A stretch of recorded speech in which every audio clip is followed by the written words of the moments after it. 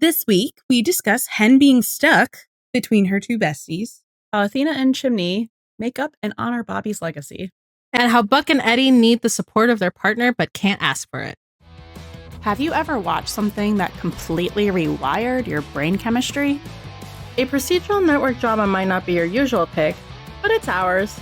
This is The Buddie System, a 911 deep dive podcast hosted by three friends who have DM'd each other enough character dissertations to earn a PhD in media literacy. I'm Han, coming to you straight from the characters' heads. I'm Sil, bringing you to the observation deck. And I'm Rachel, connecting the dots with my red string. With our powers combined, no stone is left unturned. And no buddy is left behind. This episode brought to you by Eddie's Face Card. Welcome to the Buddie System. This is our 8th special episode covering Season 8. Today we're talking about Season 8, Episode 17, Don't Drink the Water. Written by Molly Green and James Leffler, and it's directed by Jonathan Lawrence. We'll also be talking about the season finale, Season 8, Episode 18, titled Seismic Shifts, written by Kristen Rydell and Molly Savard, directed by John J. Gray. Hey, so how are we feeling? What are our thoughts about the final 2 episodes of Season 8? 17? Amazing. It was actually one of my favorite episodes. It had a lot of things that, like, I don't know, like they really took it in a different direction, but it still felt like classic that I think I've been looking for, and I hope I can see that kind of flavor of episode going into Season 9. And then Episode 18, I mean, there were things that I liked, and then there were things that I didn't hate. I think I expected more kind of like what we got in 17. Mm-hmm. It was marketed as a 2-parter mass casualty emergency. Tim. Anyway, bro. But you know what? It's fine. It's fine. Nobody died. It's fine. It's fine. It's fine. It's a nice thing. I think I just kind of wish that the emergency was a little bit over so we had more time to, focus on wrapping up some of the storylines that we got. But I understand that, it's a lead up to what we're going to get in Season 9. So, but I know we're going to talk more about like the things that we'd like to fix further down the episode. They were good. I mean, 18 was good. I will say 18 was fairly good, if anything.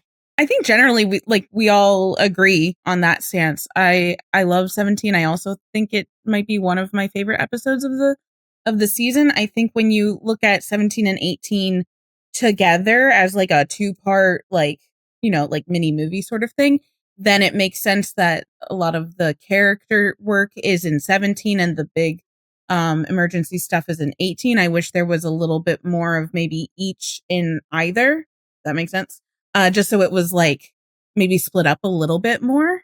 Mm-hmm. But I really did kind of enjoy it. I think there were definitely some things that I didn't want to get too caught up in things that I expected to happen in 18.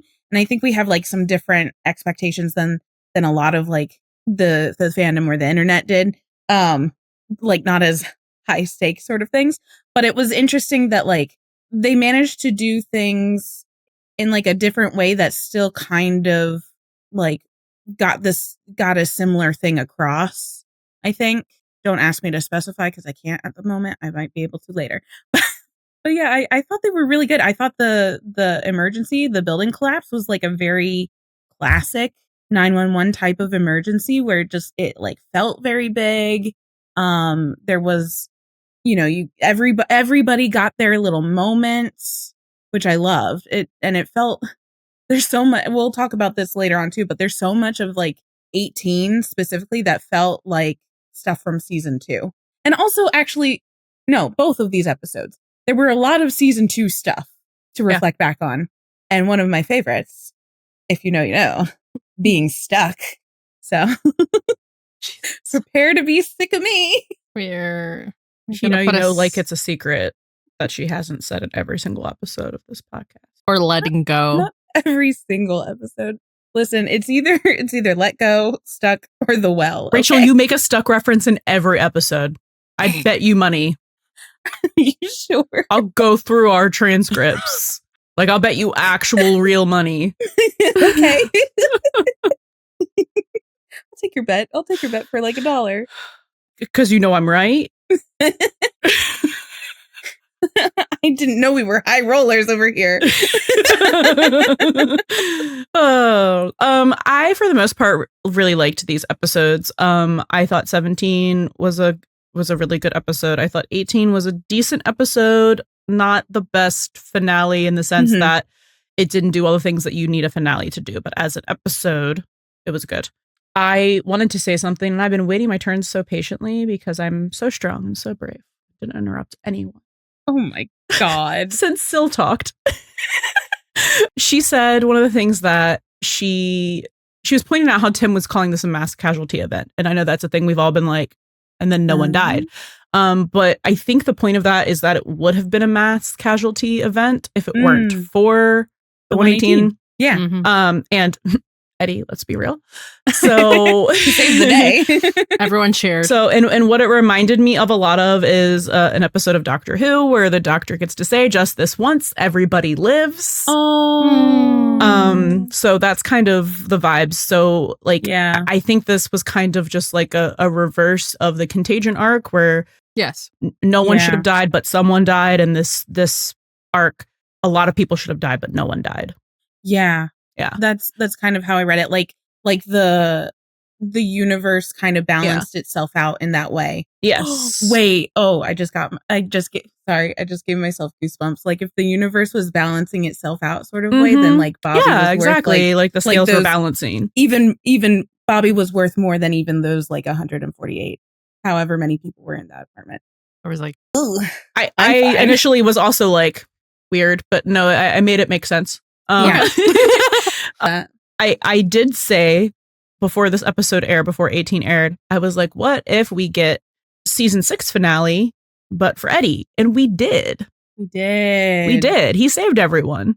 Loved it. Like everyone would have been fucked if it wasn't for him. Yeah. Except like Hen, I guess, maybe would have been okay, but I don't think she would have come out. I don't think she would have evacuated. Yeah. So. Yeah, everyone did survive because of Eddie. So he did get his like buck moment that he got in the season 6 finale. It was a Mayday callback, so I loved that. Love being focused on Eddie. Also a surprise to nobody. Yeah, you love it. Yeah. So overall, good episodes. Yeah, fun, enjoyable to watch. Well, I mean, 17 is kind of hard to watch, but like in a good way. You know? Yeah. Like you're supposed to be uncomfortable. But like it's just done so well that you can't stop from watching because it's so good. Yeah. And I will say that these 2 episodes have really helped restore my faith in just like like you all, if you've been here watching me on our past couple episodes and live streams wherever, I've been crashing out a little bit about like just my overall faith in like the direction the show. So not thinking that like we were completely off the tracks, but being like, okay, I really need you to prove to me that we really have not lost control of the trolley. And like we are still going where I think we're going. And you're telling good stories. So like my faith is back. My hopes are high. Yay. I have some critiques, but like overall, good episodes. Thank you. Thank God. It's like you weren't sure that we were off the tracks. You just needed to locate the tracks. And now the tracks have been located. And the tracks are still there, in fact. The tracks appear out of the fog. Like, oh my God, yeah. Great. Here's the world's most abbreviated recap of 2 episodes. Water go boom, building go crunch, because of pansies and a lint trap. The 118 get back together after their sad, sad divorce arc. And that is what you missed on 911. And scene. Bravo. Thank you. That was your riveting weekly dramatic reading by Syl. That wasn't even dramatic. That was just we get Syl character recaps. We do. For the I'm rat. so excited. Next week. She's like, the fear of God just entered her eye. she's like, no, do you know how bad this is gonna be? I don't know if I can do it. Maybe you can do it while you're here and we're drunk. What? Maybe you can write them here while you're here and we're drunk. Will that help? Okay. Maybe. You're drinking? Maybe. Oh. Yeah. Are you drinking now? No, when I go over her house tomorrow. Tomorrow. Next week. I don't know what is here or what is like. No, here in my here. physical space. It's okay, Rachel. For a second, took me a second. Okay, cool. Yeah. No, because like the people yearn for your funny character week. They're really funny. They're just Priscilla tired. That's what that was. That's Priscilla was like, "What?" That's what makes it good. I think she's tired. I think that I deleted the original. I don't remember what was I saying. Oh, okay. I think I remember. Season 2. Yeah. I'm not listening to that, so that's why I'm like, Chimney, my sweet, sweet prince. That's my favorite one, actually. Yeah. What did I do for Eddie? Eddie, my boy? Yeah. Eddie, my boy. Okay. You can do whatever you want for those. All right. So now that we have our very quick, very thorough recap, we can talk a little bit about themes in these 2 episodes. And I think because they are, technically a 2-parter, they're very thematically linked. And these are themes that we'll talk about again in the season wrap, because I think there's a little bit of that throughout, the entirety of 8. So we have change. Oh, times they are a changing. Yep. Like having to adapt. And, let's say moving on, moving forward. Would you even say letting go? They hate me so much. And the crowd booed. Who would stand up at the mic and be like, "No, she's right"? And I looked towards the audience, and it was who? Tim Minear. Tim Minear. Thank you. Yeah. Well, I was gonna be mean. I was like, I mean it to him, but not to you. Okay, I can take it. You're both losers, so.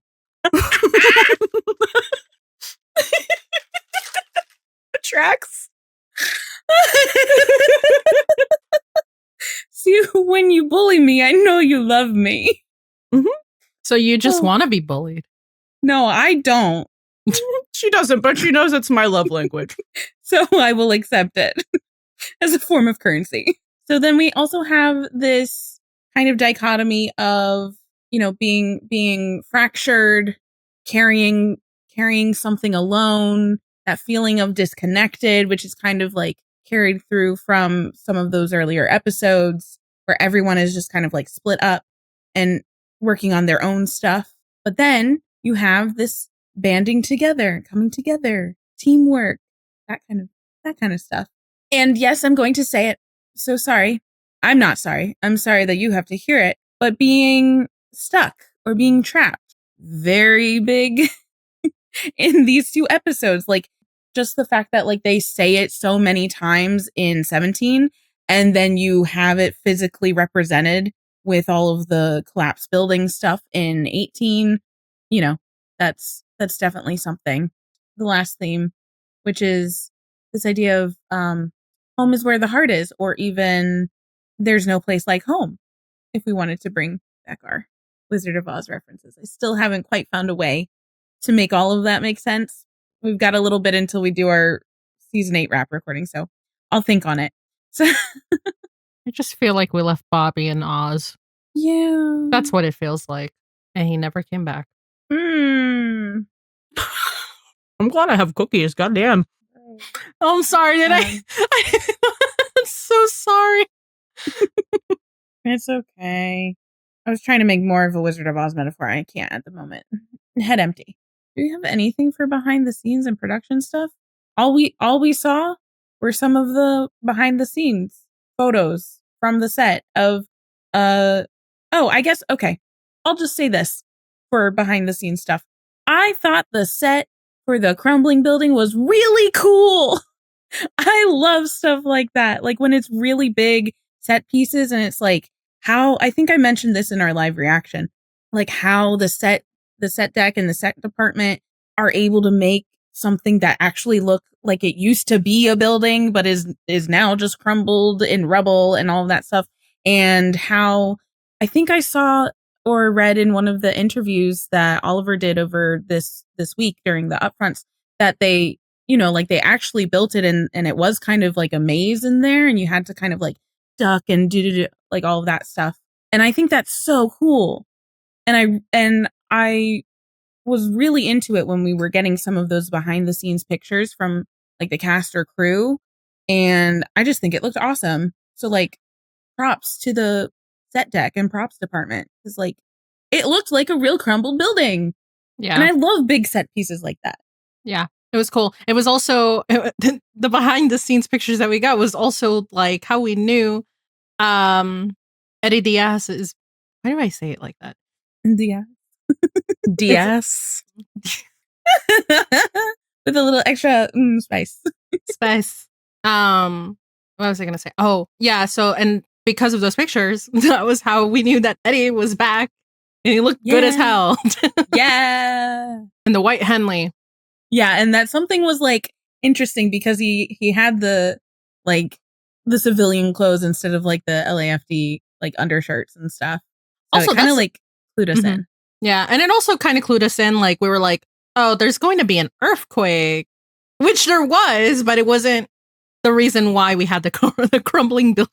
Yeah, you would think those two would be directly related, but no.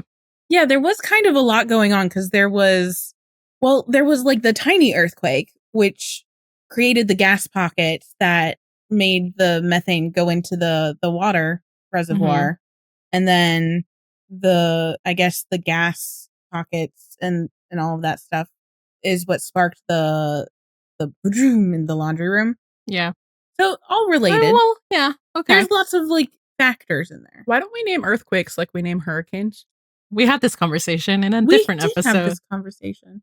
Oh well, I'm calling this earthquake Bobby because the Bob. I need you to give me a sign. I need you to give me a sign. And he was like, and he was like, transfer stations, got it. No, it's just a number. I hear you loud and clear, Dad. Oh, we'll probably get into that real quick because I think I have thought about that. What was the other thing I was gonna say? I mean, but really, we didn't get a lot of behind the scenes or a lot of production shit because not like the last one. Because of, I'm sure, all of the negative, the negative press and the negative just thoughts and feelings that everyone had, and it's basically, I feel like, let's put cast and crew under Wit Pro because. That's really what it was, because then they had to, and then the only time that they actually had to talk about the show, and they didn't even really promote these 2 episodes, was at the upfronts. So yeah, okay, that's all we had.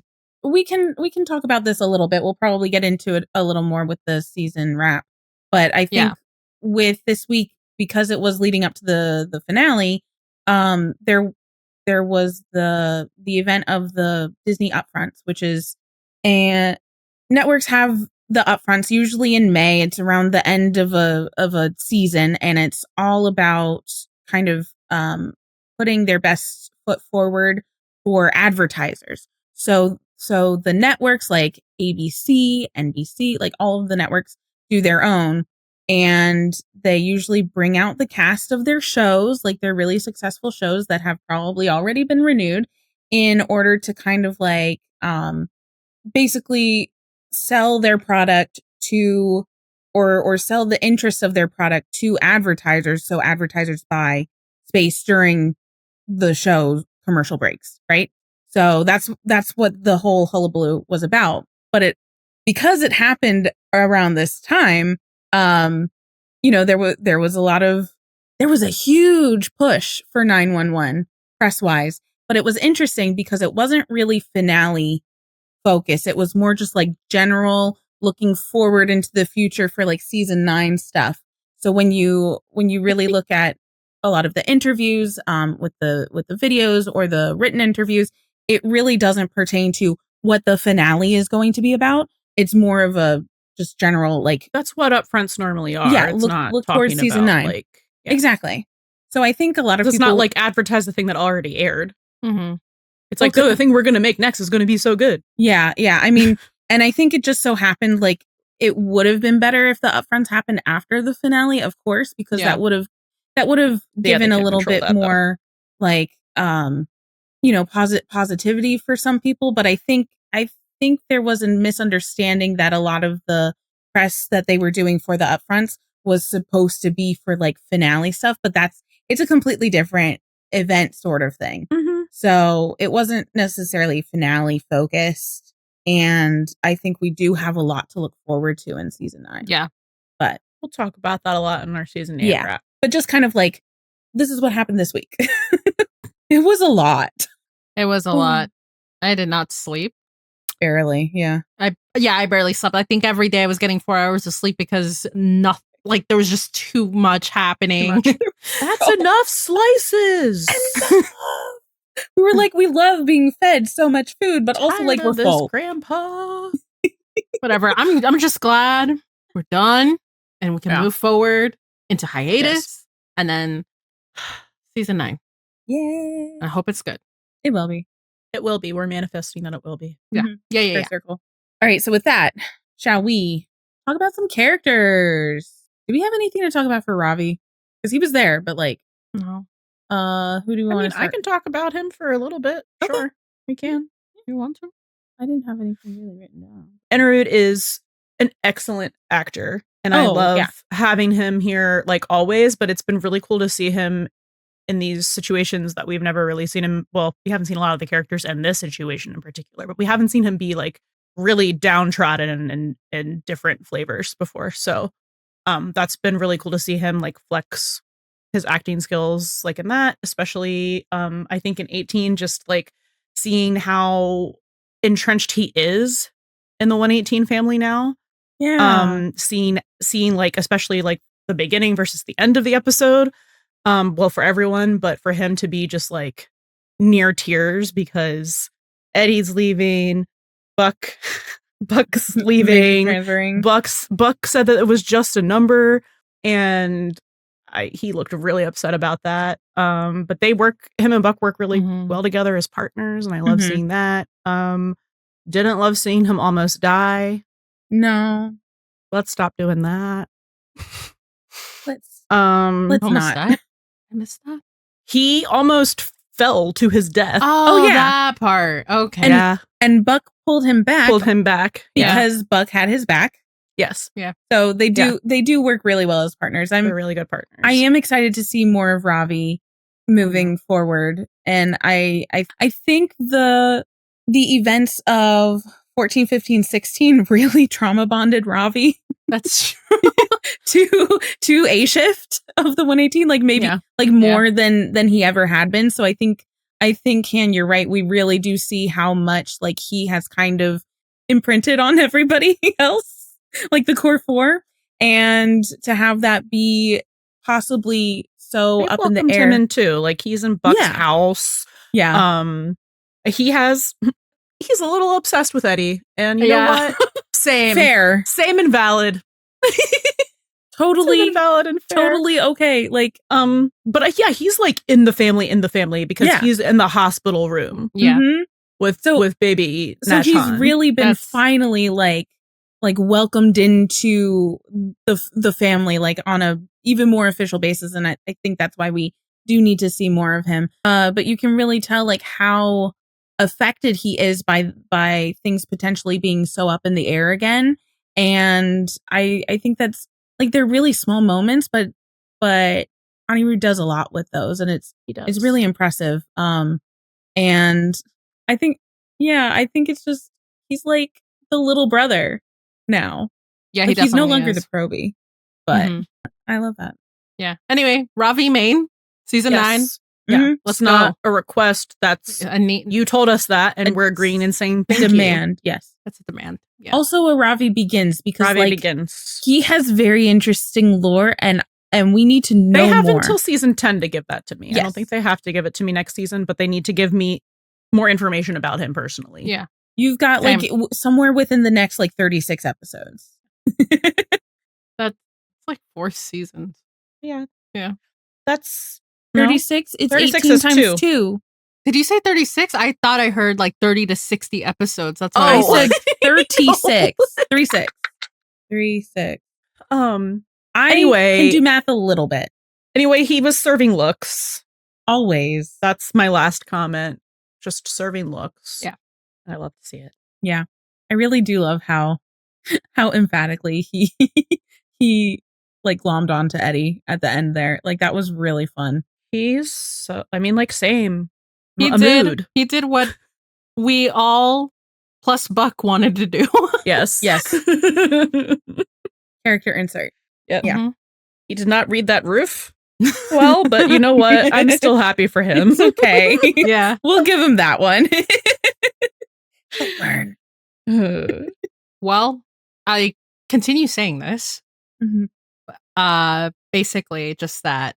Did they really have to wait for Bobby to die to like fix the bob on the She was like, well, I guess I'm single again, so. Oh my God. Because Athena has. No, the hair department really went off with that. She in is these last serving couple episodes. looks at. She's serving widow chic. Widow chic. Oh my God. No, it's like the Fleabag meme from Fleabag at her mom's funeral. It's like, oh no, I look amazing. I still miss her shorter hair, but. Oh, her shorter hair. Yeah. But she looks so good. She does. She looks really good. Athena. Athena's picking up the pieces. She's trying as much as she can. Yeah. And some of it is kind of like coming in a form of a little bit, not necessarily distraction, but you know, she's saying that she's ready to get back to work, and Harry and May are like, yeah, that does not surprise us. Like we know you. We know you. And so she does, and she gets a little, I think it's nice for her to be able to take her mind off things and get like the sense of not necessarily normalcy, but like a familiarity in her routine back again. Cause it's like that's being on the job is like where she feels the most like empowered, the most comfortable, the most, like she's doing what she needs to do in the world. And that's how she kind of moves forward with everything. You know, anytime she goes through a trauma, she's like, I need to get back to work. I need to get back to it. right. I'm trying not to be recappy. Well, we have her with okay, sorry. And then we have her we have the return of Cart Kid. Yeah, Graham? his name is Graham. His name is Graham. He's back and basically being an annoyance. Not an annoyance, just like, you know, the kid that she's basically kind of sort of taking care of a little bit. She adopted him a little bit. She kind of did. Which I think is I just really like the dynamic that they have, because I think it's he's so silly that it's kind of like it's not really like the grumpy sunshine meme, but it kind of is, because she's very like, oh my God, this kid, because he's literally running to like get the panties out of the lint trap. You would have thought that he learned his lesson when he almost died. Yeah. But no. Yeah. But no. No, I think Yikes. I think there's something in Graham that like Athena kind of identifies or sees a little bit of herself in, and I think it's like his sense of you know, morality, like right and wrong. Like he has a very strong sense of it, but like strong in a way that like it kind of backfires and gets himself into trouble.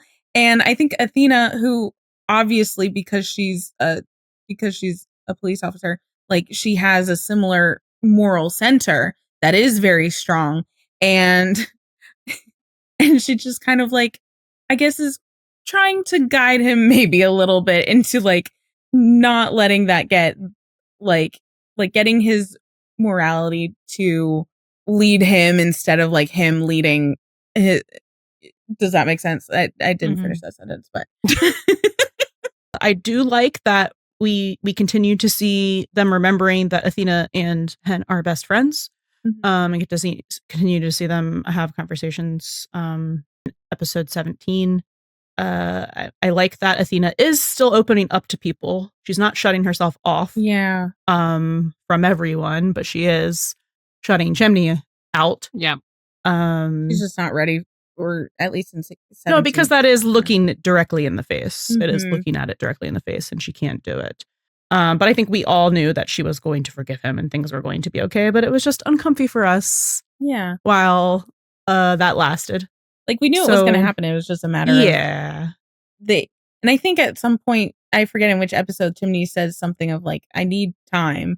And I think both of them needed time. Chimney says that he needs time, but it wasn't about that. It was I know. I was just extrapolating and using it in a different context. Yeah, I don't know. There wasn't like a ton, like we get Athena, but there wasn't like a ton of movement. It's just kind of her still dealing with her grief. And, she does reconcile with Chimney after watching him do what he does and be Chimney. And she kind of, I don't want to say got over herself, but, I think she like felt Bobby in that room with them because she felt Bobby through him. And she got so not so subtly reminded in the previous episode by the smartest person on the show, Karen, that they're a family, So she has that talk with Chimney at the end, and they hug and they make up, and it made me cry. Yeah, it did. Yeah. And she holds the baby and calls him Bobby, and that also made me cry. Oh, yeah. Like, we knew they were naming the Bobby that, but I don't. Bobby. I know. I keep doing that. It's the third time I've done that today. The Bobby. I don't have to say the Bobby baby, just the Bobby. We knew they were naming the baby Bobby Robert. We knew that was happening. But they're not going to call this baby Bobby. I do not think so. I don't think that's how she'll call him Bobby. Yeah. Yeah. But anyway, I think this was a good conclusion of this, as concluded as this can be for her. Like, she'll continue to feel that loss. But I think she is like the first round, I guess, of grief, of like working through those 5 stages initially. I think that's done for her.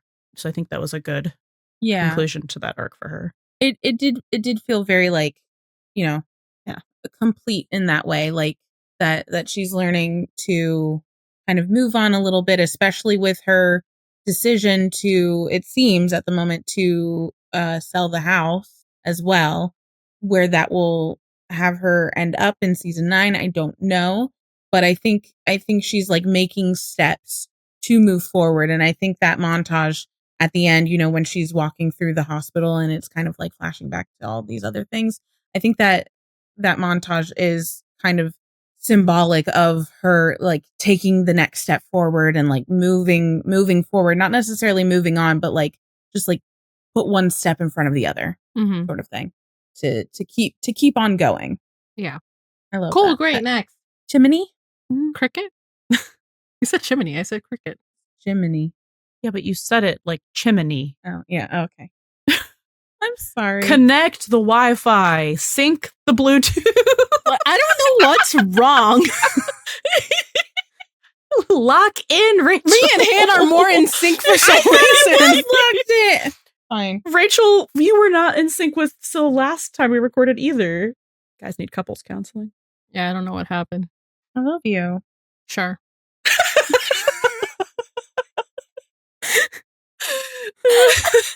I'm sorry, was that too much espace? That was really funny. Was it the hair whip? Sure. Sure. Oh, shit. Okay. I'm just gonna stay here. Chimney's arc in these 2 episodes is very much about Athena, as much as like hers was also about him. So it's kind of the same journey, except the opposite, because he wants to be able to be there for her the way that he knows that Bobby would have been there for Maddie. And she's not letting him. Like, she can't even be in the same room as him. She can't look at him. She's avoiding him. So he kind of takes the opportunity to make her, because it's an emergency. Right. And Hen's like, I can go. And he's like, nah, I'm good. I got this. You got this, because he wanted to be able to be there for her in the very dangerous situation. He wanted to feel like he could be there for her, even though he couldn't help Bobby, right? Because that's what like, Bobby would want done. Yeah. Like Bobby would be running in there for her. No, and you can tell like because in 17, like he does have that conversation with Maddie about how like he wanted to be there for her, just the way that he had asked Bobby to be there for Maddie if, you know, Chimney would have, if Chimney had died at the time during Contagion.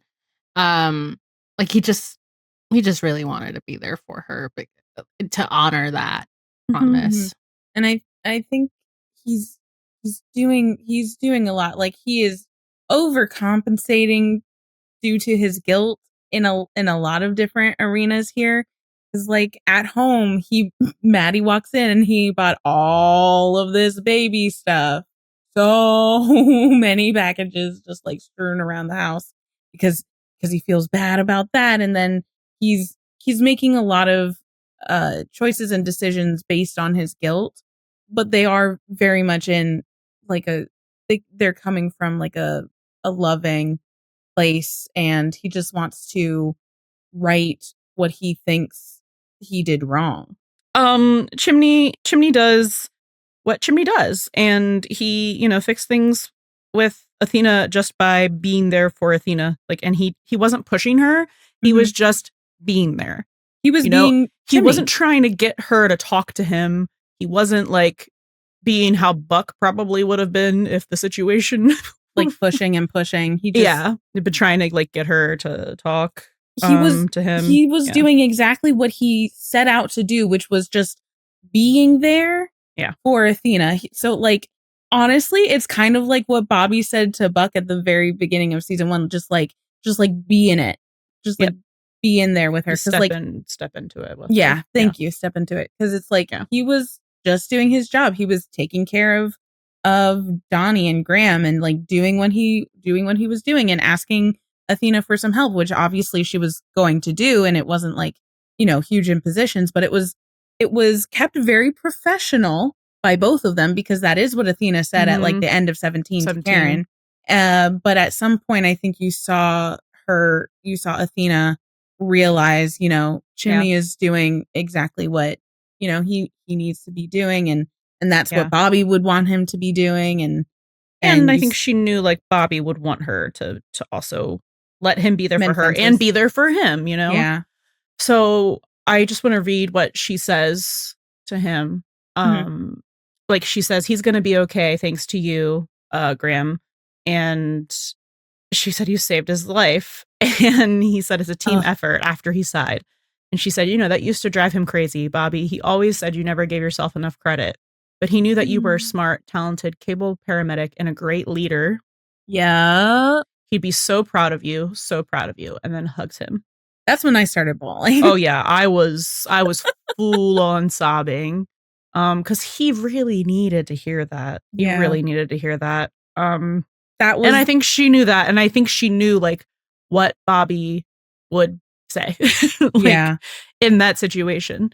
So yeah, I just loved seeing that, and I think this planted also in his head the seed of like leader of him being able to step up, because it almost like gave him a little bit of that extra confidence. I think what Athena said to Chimney kind of acted like a balm and a little bit of like an absolution for Chimney to not have to hold on to all of that guilt, because now he remembers or realizes how highly Bobby thought of him, which maybe he didn't fully know before.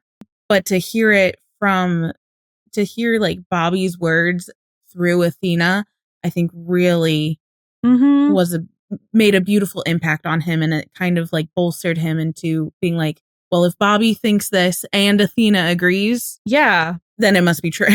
Because I think that they are setting him up for leadership. Yeah. And this is why, because of this line with Athena, and I think it made Chimney think, as we think about like he was encouraging Hen to take the position, and the last one thought it should be her. And in this one, it was like, oh, our Bucker, are you going to throw your hat in the ring? It was never thinking about himself doing it, right? Like he doesn't think of himself as a leader.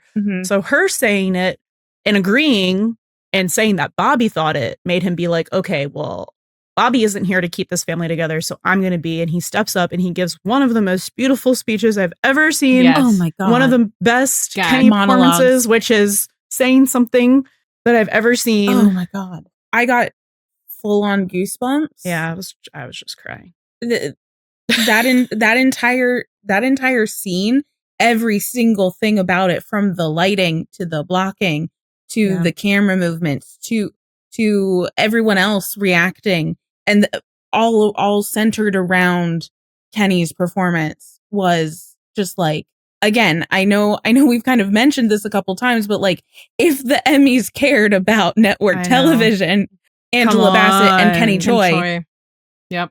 You're Kenny nominated Choi for a Buddy System EGOT. Like, yes. As far as we're concerned, phenomenal work. It just like, no words. I just want to say a couple of the parts here that he said. He was just saying, like, nobody's transferring. No one's staying in Texas. This is our firehouse. This is the 118. It's not just a number. It's us, which gave me war flashbacks to, you asked me what was real about this. We are. Yeah. Thanks, Supernatural. Yeah. But it's that scene of a crime. It's that, like, what even matters anymore, but it's like, we matter.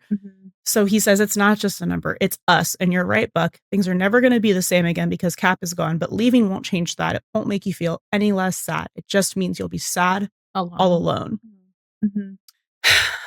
Hold on, I'm trying to find. I'm just thinking about it and I'm starting to tear up. I know.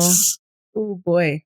We're all standing here right now because of him. This team, we are his legacy, so we can miss him and we can mourn him. And we can even curse his name, but we are not going to disrespect him by throwing away what he built here. So you hang up your turnouts, you hit the showers, you go home, and you get some rest, because we're all going to see each other on our next shift right here. Together, understood? And then says, copy that, Cat. I mean, Chim. Just like so naturally, too. When you call your teacher mom by accident. Or when Syl called Athena mom the other day.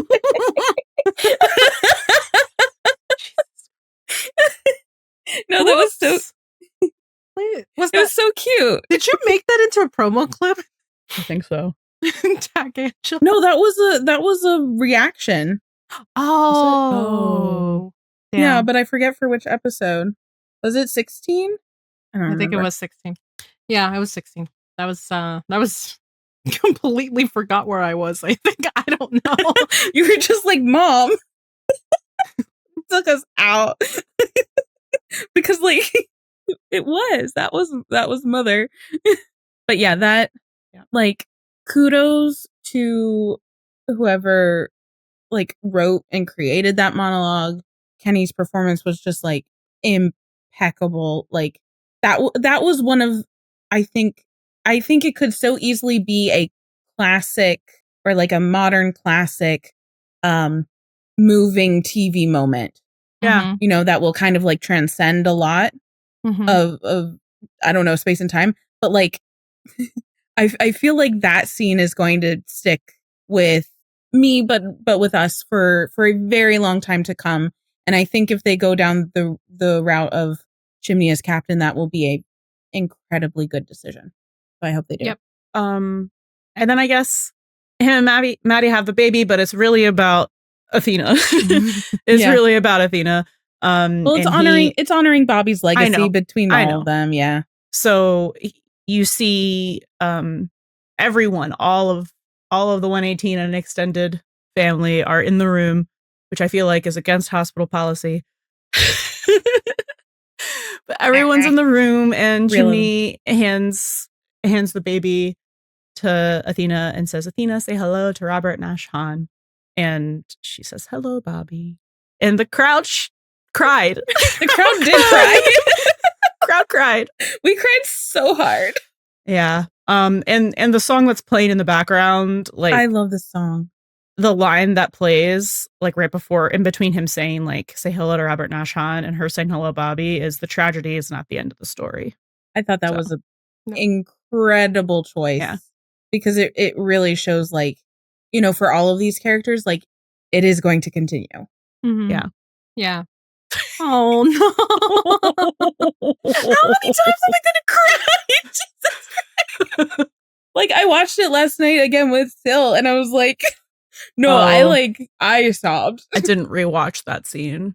I just rewatched the Buck and Eddie stuff today and was like, I'm good to go now. No, it was so funny. I was like cry laughing. I was crafting.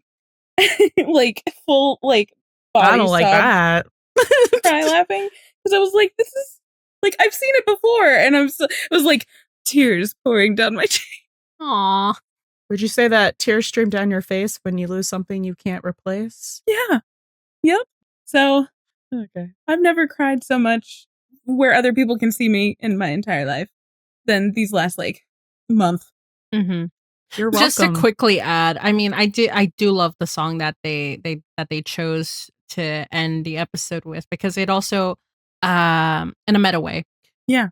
In a meta way, I feel like it definitely gives a lot of hope, because I'm so I mean, we're all chronically online, but I think I'm chronically online on Twitter, and it's just been something else. But I really think it does give a lot of hope to how we're moving forward. Mm-hmm. I think including for the characters. Right. Yeah. And the song, in case anyone is wondering, is something like, I got it. Tragedy is Not the End by Joel Ansett. Oh, I was wrong. Forget I said that. It's a really good song. I was listening to it because I put it like on our Instagram stories.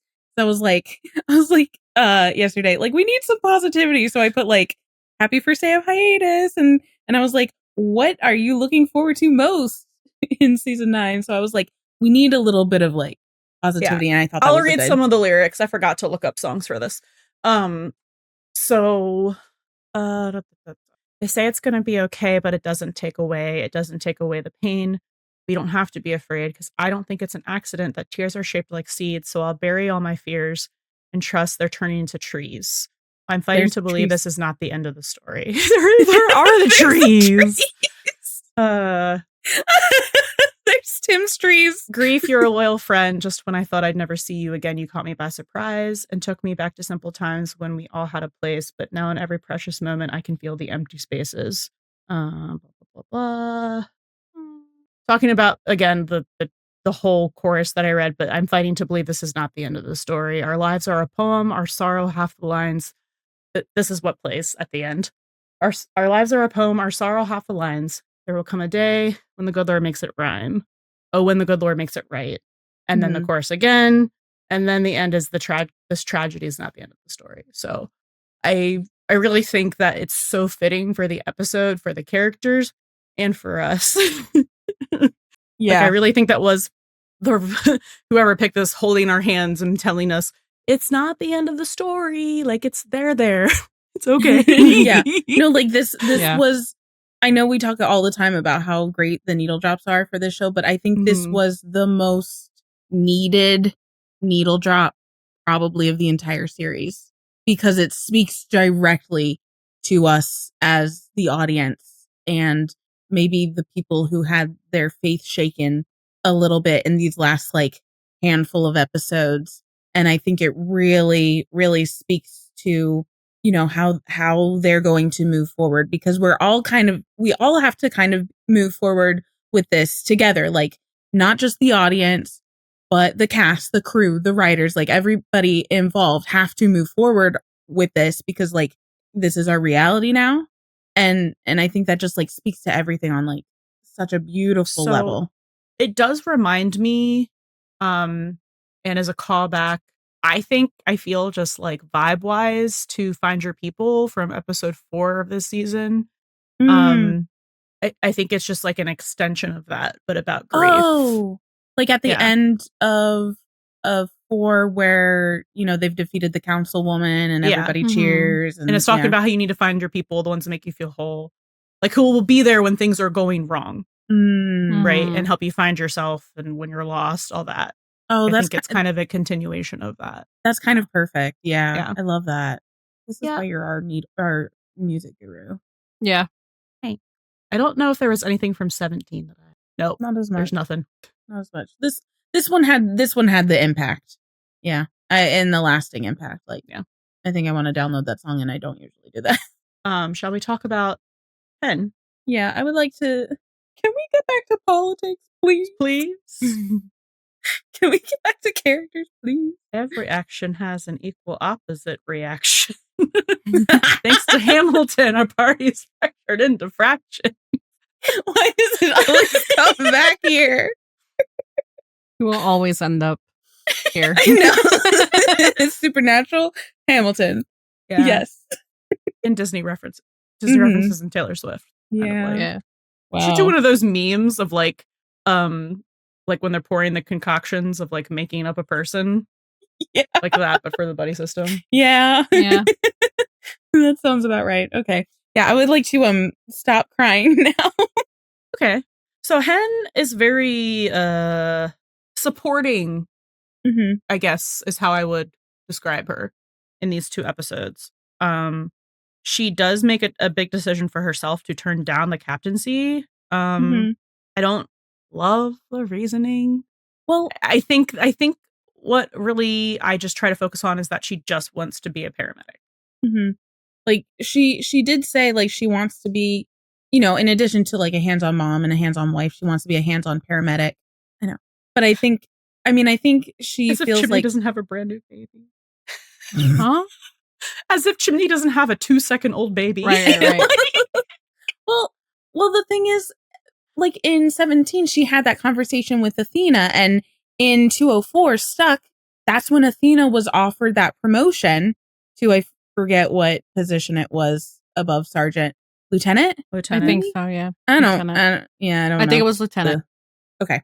So lieutenant, and Athena was, you know, grappling with that, and she, you know, confided in Bobby, and Bobby was like, you know, it's fine to stay where you are. Like, you don't have to keep going into something that like you don't think that you would be happy in, because that wasn't the job that she wanted. And I think that is supposed to very much mirror Hen, because she, like, even though Hen voices her concerns about like, well, don't you feel stuck? Like, don't you feel stagnant? But it's like, if the whole thing with Athena in 204 was like, she doesn't necessarily feel stuck because that's where she wants to be, and that is enough, and that is okay. And it's not necessarily settling either. And I think that's kind of what they wanted us to pull for Hen as well. Like, it's not that she's stuck, but everything is, and it's not that she's too comfortable. That's where she wants to be, and that is an a-okay thing to want. Like, you don't have to keep wanting the change or the momentum forward. It's okay to just kind of like be. And I think that's what I took away from it. Yeah, that's what I'm choosing to take away from it. I'm the family stuff I fucking hate because they never bring that up for men. That's why that was my critique. Yeah. That's all. I mean, it has been part of her story arc of the season, but you're right. That is I get it, a double but I'm standard. saying that it's not brought up for men. Like Chip, like I'm sure that like when Chimney's thinking about it, it's not going to be like, well, I want to be a hands-on dad. Yeah. Like, I'm sure that's not something that we're going to see. Anyway, she's being there for her best friends because she does have 2. She has Athena and she has Chimney, and the girls are fighting and she is in the middle and she's worried about it. So her wife steps in to help because as she should. Karen is the middleman for the middleman. Like, middle woman for the middle woman. Yeah. It was like the nicest kind of like bonk on the head that Karen could have given Athena. Yeah. Like, and Karen's so smart, so she knows exactly how to play it in a way that like will resonate, right? Yeah. And it does. It works. Hen is worried. She's worried about Chimney. She's worried about Athena. And then this episode that hasn't really changed. Now she's worried about, I think she's worried about Eddie leaving. She's worried about Buck. And then she's really worried about Buck after he says he's transferring. Yeah. Yikes. Yeah. So it goes from like, ooh to ooh. Yeah. Really but I think quickly. she feels like she's kind of in a place where she can't really tell other people like they should be doing, because everyone has to deal with this in the way that they need to deal with it, right? Yeah. It does feel like she's very much caught in the middle of a lot of this fracturing as well. And she's just trying to cope herself too with the loss. So I think we just kind of see her trying to support where she can, and yeah, that's like pretty much it. she's trying to be there in ways that she can be. Mm-hmm. You know, she puts on the little going away party for Eddie, even though she wanted to do something more, but it was still effort made, and you know, I feel like she's kind of in that role for most of them. Like even in 17, when she and Karen are talking to Eddie, and it seems like she's trying to really like navigate everybody's grief with them a little bit, like not necessarily. She's definitely supportive. Yeah, she's which was funny because, like, you know, with that episode, like everyone going to her and talking to her about things, that did feel like that was how she was going to be the more center role, like especially in the firehouse, like to be captain also. So, but yeah, no, she's very, she really is there for everyone, and trying to, I guess, also help with different perspectives and as much as she can, because like there's, you know, you can't really, like you said, she can't really tell people what to do. and then at the very end, you know, just like a culmination of the family themes that she and Karen have been working through, they finally adopt Mara, so now their family is complete finally, after how many years? Million. It seems like it. 84. So I'm hoping. Let's just stop doing. Oh my god, can we give her other storylines? That would be amazing. Something very similar to like Invisible. That was great. No kids were in peril. Injured. Great, except for the part where everyone forgot her birthday. Yeah, but I'm talking kind of like sense. But I know what you mean. Lighthearted. Yeah. Really goofy. Not at the expense of the well-being of her family. Have her mentor whoever takes over as paramedic for Chimney when he's getting promoted. Like, yeah. This is, we're talking about season 8 wrap stuff. Let's move on. Oh, Buck. Oh, Buck. Bro. Empty chairs at empty tables. Oh, God. This boy has never taken a piece of advice the way it was intended. No. And then he didn't even take advice the way the good Lord intended it. Like, Buck is going through it. He is feeling so alone and isolated. Part of that is a little bit of his own doing because of what he thinks. He's the same thing that we always say. He's trying to be what he thinks other people need him to be. So he's making a lot of those assumptions for them instead of like actually having a little bit of vulnerability and asking like, hey, how can I be here for you? Like, you know? Yeah. So he's being, he thinks his strength is in the stoicness for everybody, but it's not. He also took in episode 17, I think he took everyone not needing him because he was like doing the like grief, like, like the quizzes assessment or whatever assessment. And was like, no one's eating together, no one's talking to me, like no one needs me. And so I think he was like, well, if no one needs me, then I should transfer. That is what baby boy is doing. Yeah. Because Bobby, as he says in the confessional, like Bobby was wrong. They don't need me. Yes. So like, and we know the thing that Buck kind of needs the most is to feel needed. So he's like, well, if they don't need me because everybody is a little fractured at the moment, which like maybe it'll be better if I leave. Yeah.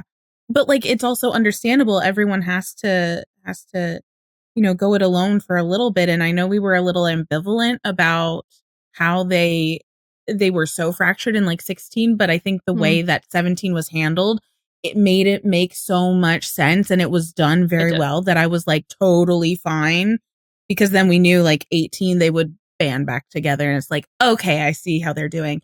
But Buck is really struggling with it. And it's just like, they look fine, and they look fine because they don't know how to talk to him because he's trying to be stoic as hell.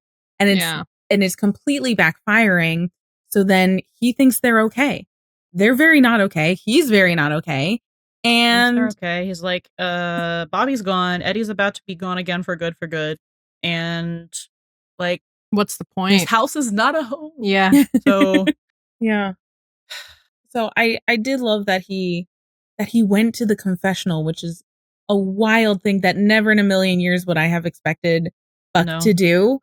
And I think that's one of the reasons he why was going, what would Bobby do? Yeah, that's one of the reasons why it makes this decision for Buck such a fantastic moment, because he really wanted, he was feeling so disconnected from everybody else. Trying to connect with you. He was trying to connect with Bobby, and the way that he could do that was through religion, even though he'd never connected to Bobby on that level before. So I think that was really interesting. Religion, just period. And yeah, so it's also like last resort kind of thing. Yeah.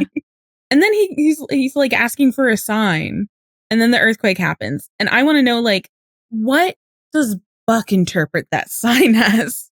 Yeah. Because he interpreted it as make a change. And that's why he's transferring.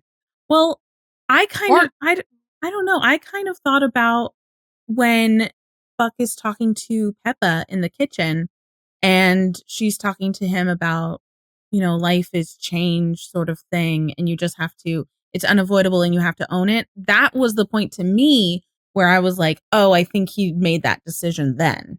So like a little later on. But I'm saying he's taking that sign and Peppa's words and he's going, oh yes, the two parental people both gave me a sign that I should accept that things have changed and stop trying to pretend that they haven't. So I'm going to change things even more.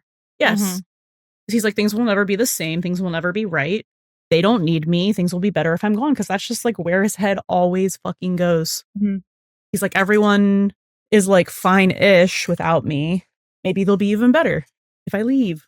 It's like everything is always so tenuous for him, which is unfortunate, because I think they're also kind of setting Buck up to be, well, he always kind of has been, but now that Bobby's gone, I think they are setting him up, at least in part. I don't know whether it's going to be more Chimney as the de facto leader of the 118, or Buck as like, inside and outside as that like new center of gravity sort of thing. But I could see that happening. No, it's going to be Chimney. Yeah. Buck is not in the place to be that. Well, no. Yeah, No. He's definitely not in the mental state for that at all. We still have not seen his epic crash out. I think we're getting that next season. Yeah. Because they're going to keep doing shit to him. They're potentially making him move out of Eddie's place. So there's that. I'm getting into season 8. Season 9 wrap stuff. But yeah, we just, it's hard. I know people have said like, oh, he didn't crash out yet. And I'm like, oh, it's coming. Trust and believe. Like this was all a crash out. Yeah. Him like transferring out. That's a cry. That's a cry for help. Yeah. and I think it's funny because I think part of that crash out of him, of people cluing into like how not okay he is, was when Hen, said that she turned down Captain, and Buck was like, it's okay, you gotta that you Mhm. gotta do things for you. Yeah, you have to do what's right for you. Yeah. And everyone just kind of gave him like the, yikes. what? Are we in like, an alternate universe? Body snatched you. Like, yeah. Cause they would expect Buck to make a very different kind of reaction, kind of like they would expect. Opposite. Yeah, they would expect more petulancy. Bobby would want. Mm-hmm. That's what Bobby would want. Yeah. We need you as captain. Yeah. And while on one hand that does show like some maturity from Buck, it also shows like how very just like shut down he is. Mm-hmm. Yeah. So he's being stoic in a very unhealthy way. Yes. Because it doesn't serve anybody. It doesn't help anybody else. And it certainly doesn't help him. Yeah. And we obviously see that with the Eddie kitchen fight. I also think his grief is just too big, insurmountable, that he just feels like he cannot even touch it because he can't handle it himself and he can't make other people deal with it. He does not want to be a bother. He does not want to be a problem. He doesn't want to make it all about him. Exactly. And he knows if he lets himself experience all of that, he will. That's exactly it too. Yeah. Like he's shutting himself down in order to not make it about himself, because that's not what that's not what anybody else needs. No. But also that's not true to himself. Mm-hmm. It's like with grief and stuff like that, it can be a little bit about you. Yeah. For sure. Because you're going through. When Bobby said they're going to things. need you, he didn't mean that they're going to need Robot McGee. Like, that is not what he meant. Yeah. At all. Like, they're going to need Buck. You're just going to need each other.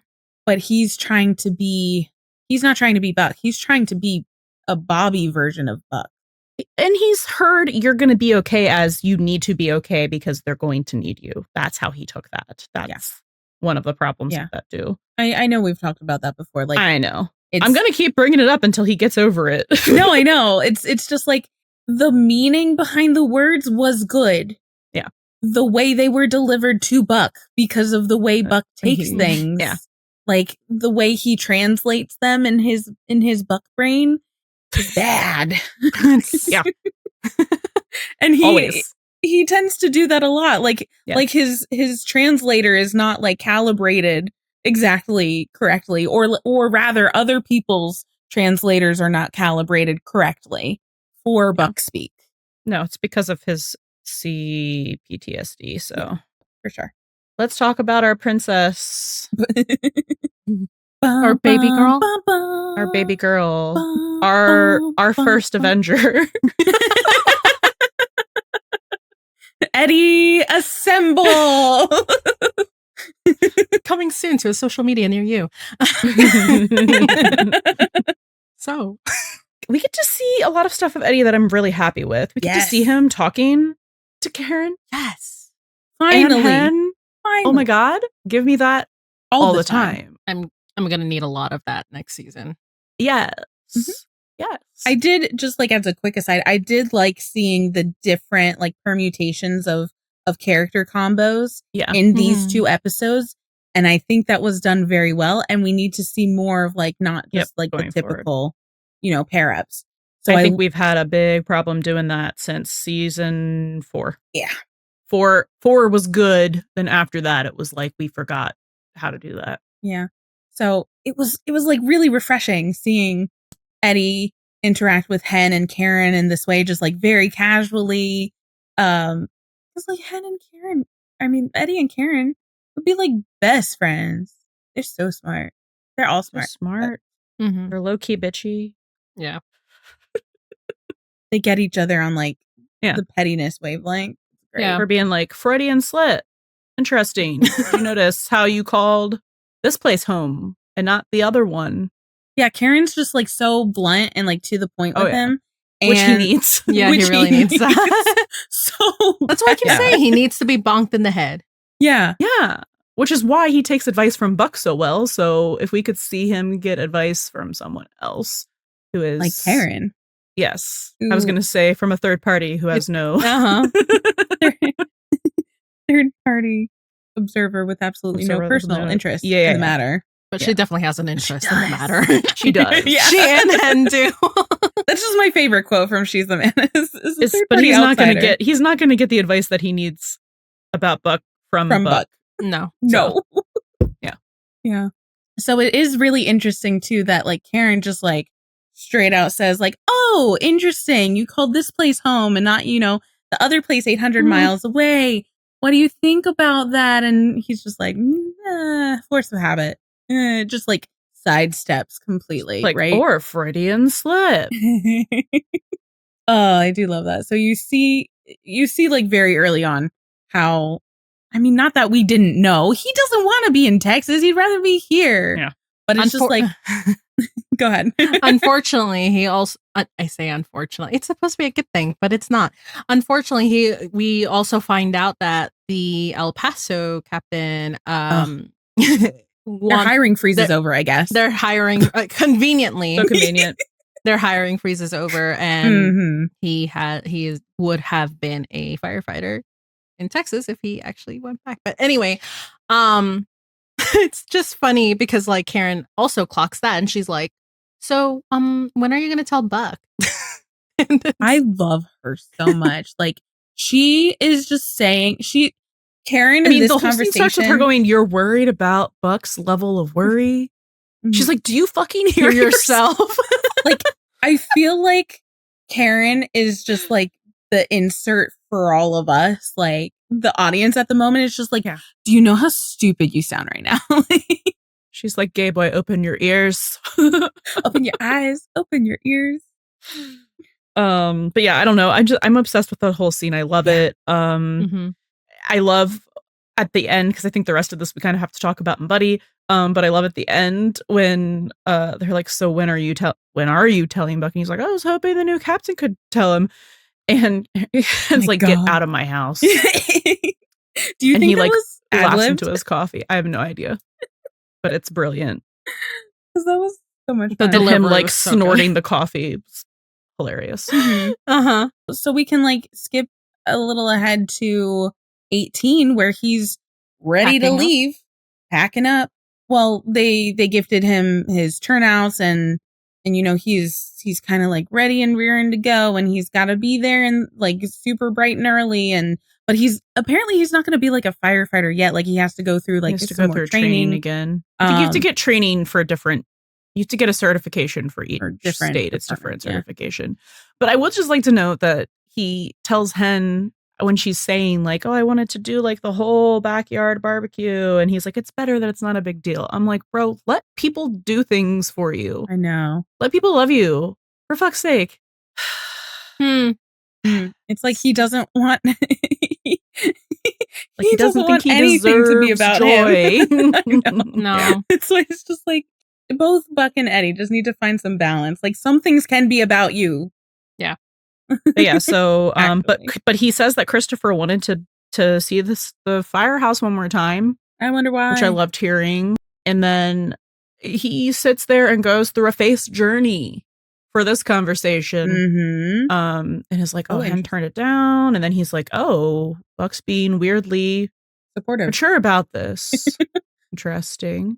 And then he starts smiling, like once Chimney asks if Buck's gonna put his hat in. Helmet in the ring, yeah. Helmet in the ring for Captain. And he's like, no, I put in for a transfer. And then he's just like, what? Oh, Suicide Watch is back on. Yeah, it was almost open like the old group chat. Like not to like reference more Marvel stuff. But it's kind of like in the second Guardians of the Galaxy movie with Peter finding out that his god dad like killed his mom, and like the camera goes like close up, and it's like, what? Like, what did you just say? What did you just like? His world was rocked. Yeah. He's worried. He's very worried. But he's like, it's also terrible timing because he can't do anything because he's like, he has he's to be at work go at like 6 a.m. or fucking something. Yeah. The next day. Yeah. I think that's also like his sense of very misplaced sense of responsibility is also what's making him go back. Yes. Because like what really is keeping him in El Paso? Nothing. No. So now, because Chris is here now. So because he has a house there and because they offered him a job and he was like, okay, yeah, whatever. Sure. I guess. Also, on top of, well, because of all that and his sense of responsibility, misplaced sense of responsibility, he's going back. Yeah. Hasn't even considered staying. But I think... Why? Because it would be for himself. So why would he ever? Peppa does try to like, you know, give him a little something to chew on. Right? Like, we're just a phone call away. She tries her best. And a plane. And my brother stole you. And it's just like, dang. I'm like, I need more of that. I wonder her and Buck get along. I know. Yeah. It's so interesting too, because it's like, we know how truly supportive Peppa has always been with like Eddie's best intentions at heart. And it really seems like she's trying to maybe... She's trying to help him help himself. Yeah. But she's doing it a little too subtly. Like she needs to bonk him on the head a little harder like Karen did. But it just so happens that at that perfect time, she needed to be like, why are you going back to Texas? Yeah. For my job. That's where my house is. Notice how you said house and not home. It could have been like a reiteration of that as well. Yeah. But yeah, then Chris calls him over and is like, Dad, look at this. And he watches with abject terror on his face the news as he realizes that his team is at this potential mass casualty event. And he decides there, and he's leaving. And it doesn't take him too long to, I think, change his mind to be like, they need me.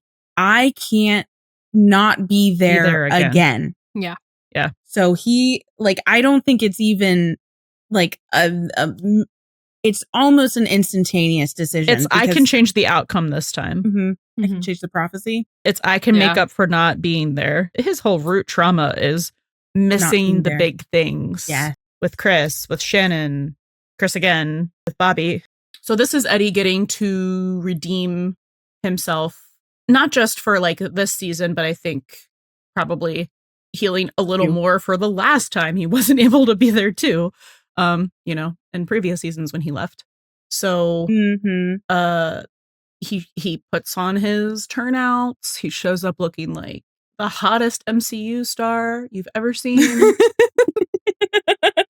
He is giving Captain America in this. Like, oh yeah, it's giving Steve Rogers.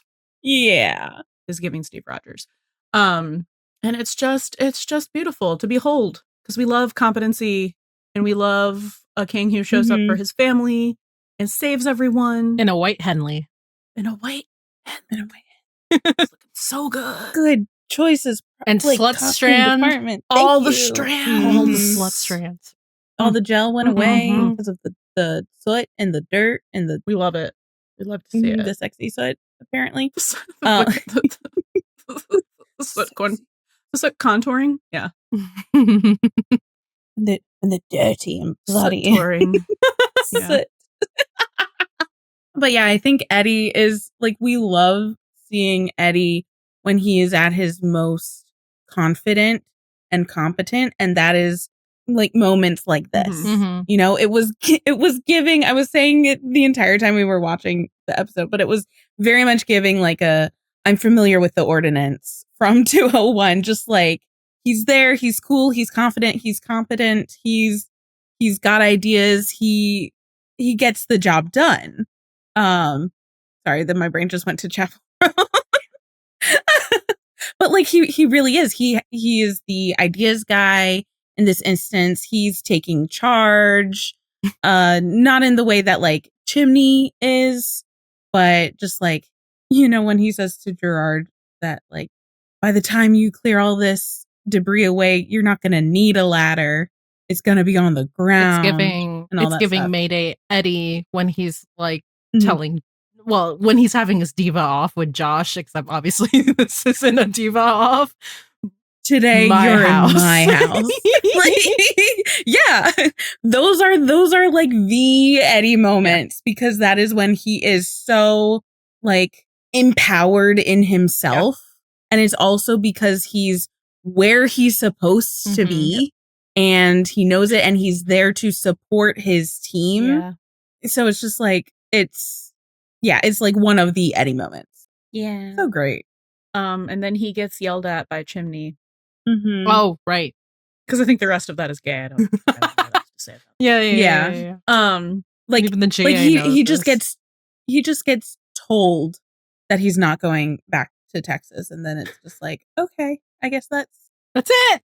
Decided. It's done. Decided, and then he moves back. Yeah. I think he and all of his stuff is was there. I mean, I'm gonna talk about this more in Slow Burn too, but I think we all know he wanted to stay, but I think he felt like it was selfish, and I think this gave him the opposite reasoning to be like, it is selfish for me to leave. Yeah. So, he just got, because they need basically him. Chimney gave him an out that he wanted. Yes, he did, because it was a way of Eddie to get what he his heart's desire without feeling like he was making it all about himself. Yeah. Just making a decision for himself because it's what he wanted. Because he doesn't. Yes. I also feel like he wanted to be asked to stay, kind of. I mean, but Hen asked him to. Yeah, but this is where I think it had to be someone a little bit more impactful. And it wasn't going to be Buck. It was going to be, okay, let me rephrase that. It wasn't going to be Buck because of Buck's mental state, but I think like this works just as well, it being Chimney, because Chimney is getting into that different role of being that center. He's gluing them all back together. Because or else it would, I feel like if Bobby was still alive, it'd be Bobby. It'd be Bobby. Buck would never ask him to stay. No. And that's why he hadn't. Buck would never ever ask. No. Because that would be, in his mind, making it about himself and being selfish in that way. Oh, and also just straight up, he knows, and Eddie told him that he would say no. So why would he? Exactly. Why would he do so that? Why to even himself? bother? Why would he hurt himself like that? So yeah. So it's like, as much as Eddie, I think, wanted to be asked to stay. I think I see what you're saying. I think he was. I think he needed a reason to stay that wasn't just that he wanted to. I think it's really what it was about. Yeah. Because there's lots of reasons for him to stay, but I think he needed, because we were saying he was going to go back to Texas, even though he didn't want to, because of his sense of responsibility, of obligation, of loyalty, because that captain guilt tripped him before he even joined. Oh yeah. Don't have to worry about me. But Chimney trumps single. that guy. So his family trumps the that guy. There. His family needs him, and his family is saying that we need you here. We need you here to honor Bobby's legacy. And he probably is also coming off the coattails of having saved everyone, and is like, they need me. So yeah, nice to be needed. Yeah, we see him moving back in to his house with Christopher, and the blue couch, the blue couch, the big blue couch. Can't wait for Couch Theory next year. It's gonna be so good. It's gonna continue, but yeah, like they so Eddie and Christopher have much more of it seems like an open communicative relationship, and it's like a new understanding of each other.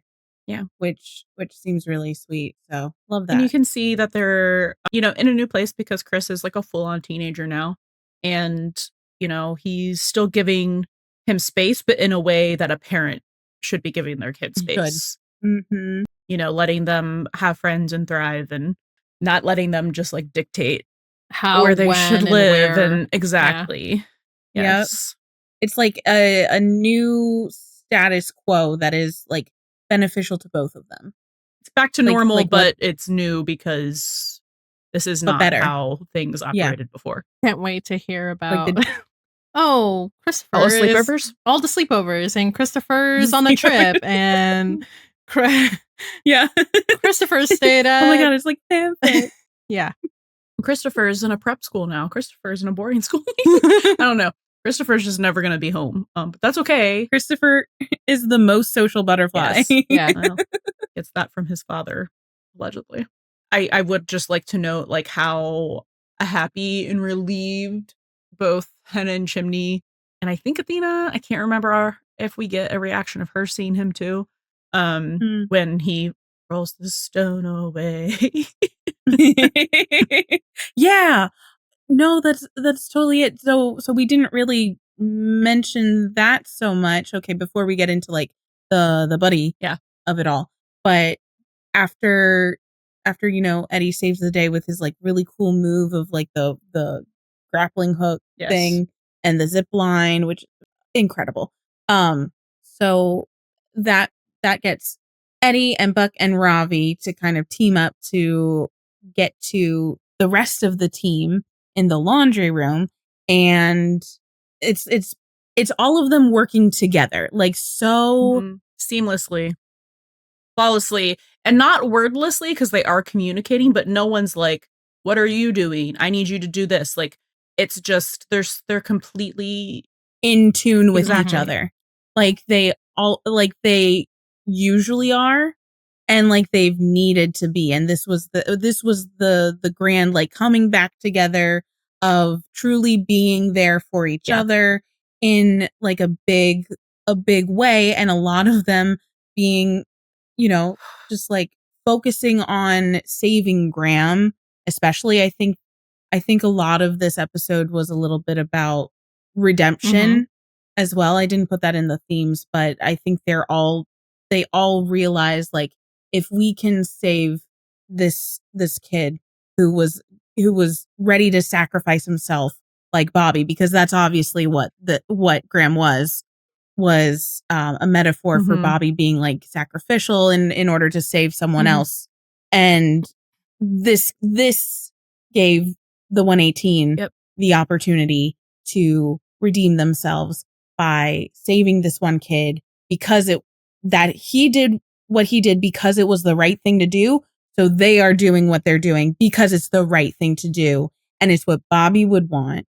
And it's just like, it's such a beautiful scene, because especially with like how fractured they'd been in the last couple of episodes, it was beautiful. I mean, I'm a sucker for this kind of stuff. Like, it was giving allusions to two different episodes, specifically in season 2 for me. It was like 203, Help Is Not Coming, at the very end, when everybody like banded together, even the other firefighters, to get Hen out of the parking structure. And then again in 218, where all of the civilians come and help lift the truck, the fire engine off of Buck. So it was that kind of like coming together and like sense of community, and that gives me no, that's definitely why it actually got me. Because if anyone knew, I did not cry those last couple of episodes. I know. Yeah. Okay. I'm glad it got you finally. So I think we are going to talk about Buddie. Now, I'm going to preface this by saying we are going to talk about them way more in detail in some minisodes and in the season 8 wrap. So this is going to feel brief and feel like this is not how deep they normally get. But there's just too much to say, and this cannot be like a 5-6 hour episode. It simply cannot. I don't have time to edit that. We don't have time to record it. It's already almost 2 a.m. So this will be Buddie from 1718 TLDR version, but still not TLDR for us, I guess. That makes sense. Yeah. As TLDR as we can get. Yeah. Because I know we want to talk about a lot of the stuff in much more depth, but like it requires, really honing in on specific Basically, stuff. the kitchen scene threw us for a loop, and that needs to be analyzed frame by frame. Not frame by frame, line by line, frame by frame. Yes. Every little fucking detail that you can like pick out of that, like that, it's too good. It's too good. It needs its own. Ryan Guzman. Oh, there's a lot here. So, God damn.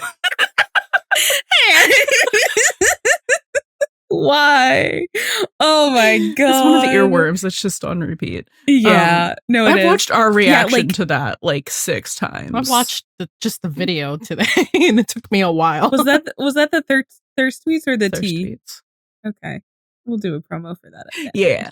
Anyway, but yeah, like the kitchen scene, I think just has so many layers and so much nuance to it that it really deserves to be like looked at in depth. There's so much character analysis to get into for both of them, and as a couple, there just is not enough time to put it in here. No, it would really be at the surface if we did. It would. It would. It needs to be its own. It's going to be its own thing. Yeah. Yeah, it's going to be like one of our scene dissections, but like on steroids, like just by itself. Yeah. I think the crux of this is just that they're talking, but they're not hearing each other. Yeah. They're both so buried in their own guilt that they are not seeing that how badly and how much pain the other person is and how much they're buried in their own guilt. Yeah, like they're so isolated from each other, and like they're both like, I think really Eddie is trying to reach out, but Buck is so just like reverting into himself that he can't be reached really as much as Eddie tries, which is I think one of the reasons why like it's very, they're both speaking from very from their insecurities, right? And it's just kind of like clashing a little bit because those insecurities are so similar but different for each other. It's a push and pull sort of thing. Like they're trying to get on the same page, but they're not, because they're not allowing themselves to be like as vulnerable with each other because they're insecure about, what's going on internally. Right. And I think we continue to see the theme of them being in this very interesting stage of their relationship where they have a role reversal of sorts. That has been, I think, building since around 8A, especially Confessions. So kind of like what Rachel just said about like Eddie's kind of the one reaching out now, and Buck has now been more internalized. So it's they're definitely in like different terrain here, I would say. They don't know how to navigate it normally for each other. What Eddie needs is for Buck to do what Buck normally does, which is to poke him a little bit and then just wait for Eddie to talk. That's what he's been waiting for since he got home. I think it's why he's still there. I think it's why he's still there, because he's been waiting to have a conversation with Buck to talk about this so that they can grieve together, because all Eddie wants to do is grieve together. That's what he wants to do. That's his partner. He doesn't want to be alone. He doesn't want to be alone anymore because Buck is his partner. And Buck is the only person that he opens up to about this shit. Yes. Right. The only one that he can. Yeah, really. Because like even like Hen and Karen ask him how he is. He's like, oh, I'm a 12. I'm a 12. I'm great. I'm fine. Like, I think that was very sarcastic, but like he's not gonna. He wasn't gonna elaborate all of that. Bare his soul to her. No. But like that's the thing. Eddie has been wanting Buck to just ask, and Buck will not ask because he does not want to make it about himself, because he thinks that if he asks, he's making it about himself, and that's not how this works. No. Yeah. So they're both like trying to like pull something out from the other, but it's not. So they're basically, they are roles reversed, and they're very, very bad at doing the other role in this thing, because Buck is just trying to be the stoic person that just like listens. But like the problem is like, Eddie does that, but then he imparts and he opens up. He listens really well, and then he opens up. But Buck is very bad right now about opening up at all until like Eddie kind of confronts him, but he isn't confronting him. He's confronting his own insecurity. And Buck takes that, like Buck is trying really hard not to make this about himself, but he ends up at the very end making it about himself, even though he's trying really hard not to. Like Eddie is pouring his heart out here, prompted by himself, which is really hard for him. And instead of like Buck, like just listening or like saying anything to support him, to like tell him it wasn't his fault, that he couldn't have changed anything if he was there, he's like, you don't think I did everything I could do to save him? He definitely misunderstood what he said. He does, because they're not hearing each other. Yeah, exactly. And I do kind of think like maybe on some level Buck was saying that to kind of be like trying to almost reassure, like, you don't, like, me, I would do anything to try to do this. Like, I'm like almost trying to like help some of that guilt, but it really just does not land because that's Buck speaking from his own insecurity. Yeah, I think it's all insecurity. I don't think he's trying to comfort Eddie at all. I think it's all insecurity. They're both just blaming themselves, and they can't like open up or comfort each other the way they need to. And it's just like, it's so uncomfortable. It's so uncomfortable, and it's so like so well done. This is like not very how friends fight either. Operate. Just by the way, there's literally nothing platonic about this. Like, if you had like nanny cam footage of this and showed this to any future prospective love interest, they'd be like, "Oh fuck no, I don't want in on whatever the fuck is happening here. Like, what are you divorced?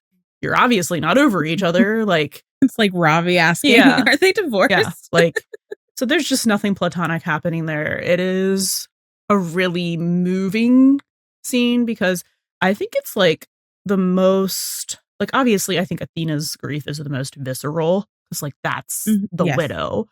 But it is, other than that, I think it's the most visceral grief we're seeing, because we're seeing how it's affecting, like, none of the other grief is affecting the relationships. Like Maddie and Chimney, they're fine. Like, she's like, he's avoiding her a little, but they're fine. and Hen and Karen are leaning on each other, right?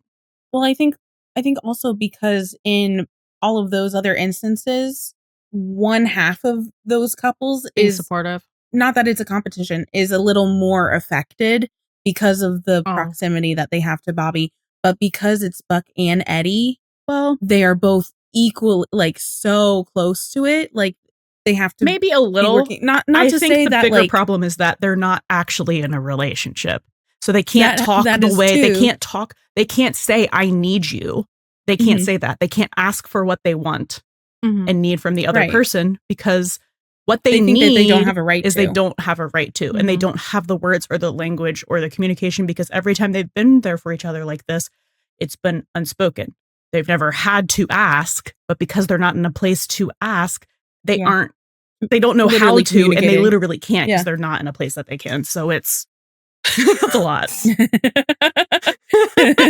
To quote Ryan Guzman again. Jesus Christ. That's the TLDR of the kitchen scene. And then Eddie, we loved it. Eddie's like, I don't know if you did everything because I wasn't there, and he leaves. And then he sleeps on the couch because he wasn't sleeping on the couch the rest of the time. That's what happened on off screen. and that's what you missed on 911 off screen. Yeah. And then God, Eddie what did I text you? I texted you something similar because someone was like, well, he's sleeping on his couch. And I was like, well, that's what happened on that's your vision for it. That's not my That night he slept. We know he slept on the couch that night. Yeah. Because everything else was off screen. So whatever we want. And like, it can be canon compliant. Buck was coming out that morning and he, like, I missed it the first watch, he was ready he was, to like, talk. He was so ready to like to talk. To apologize, to try to talk. Yeah. To try to like to actually try to reach out, and it's just like, and then he wasn't there, and he looks wrecked. He looks wrecked, but he still has to go to work. A brave soldier. He's a brave little boy. So brave right now. I really love how he picked up the note.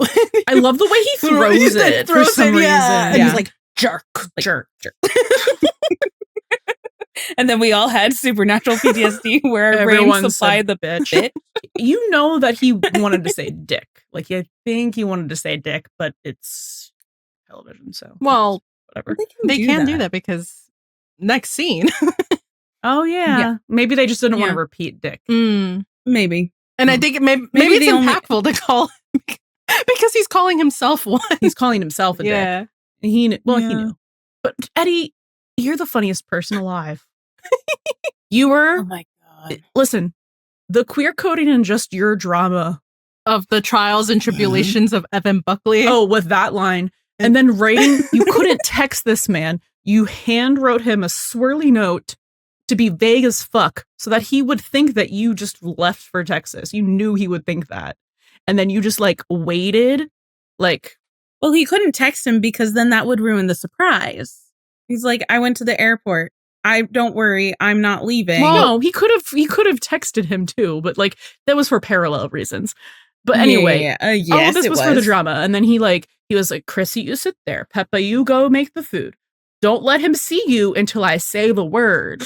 Like, he orchestrated this whole thing. He's insane. What a grand gesture, bro. I know. It was very romantic. Eddie does not do grand gestures. Buck is the grand gesture guy.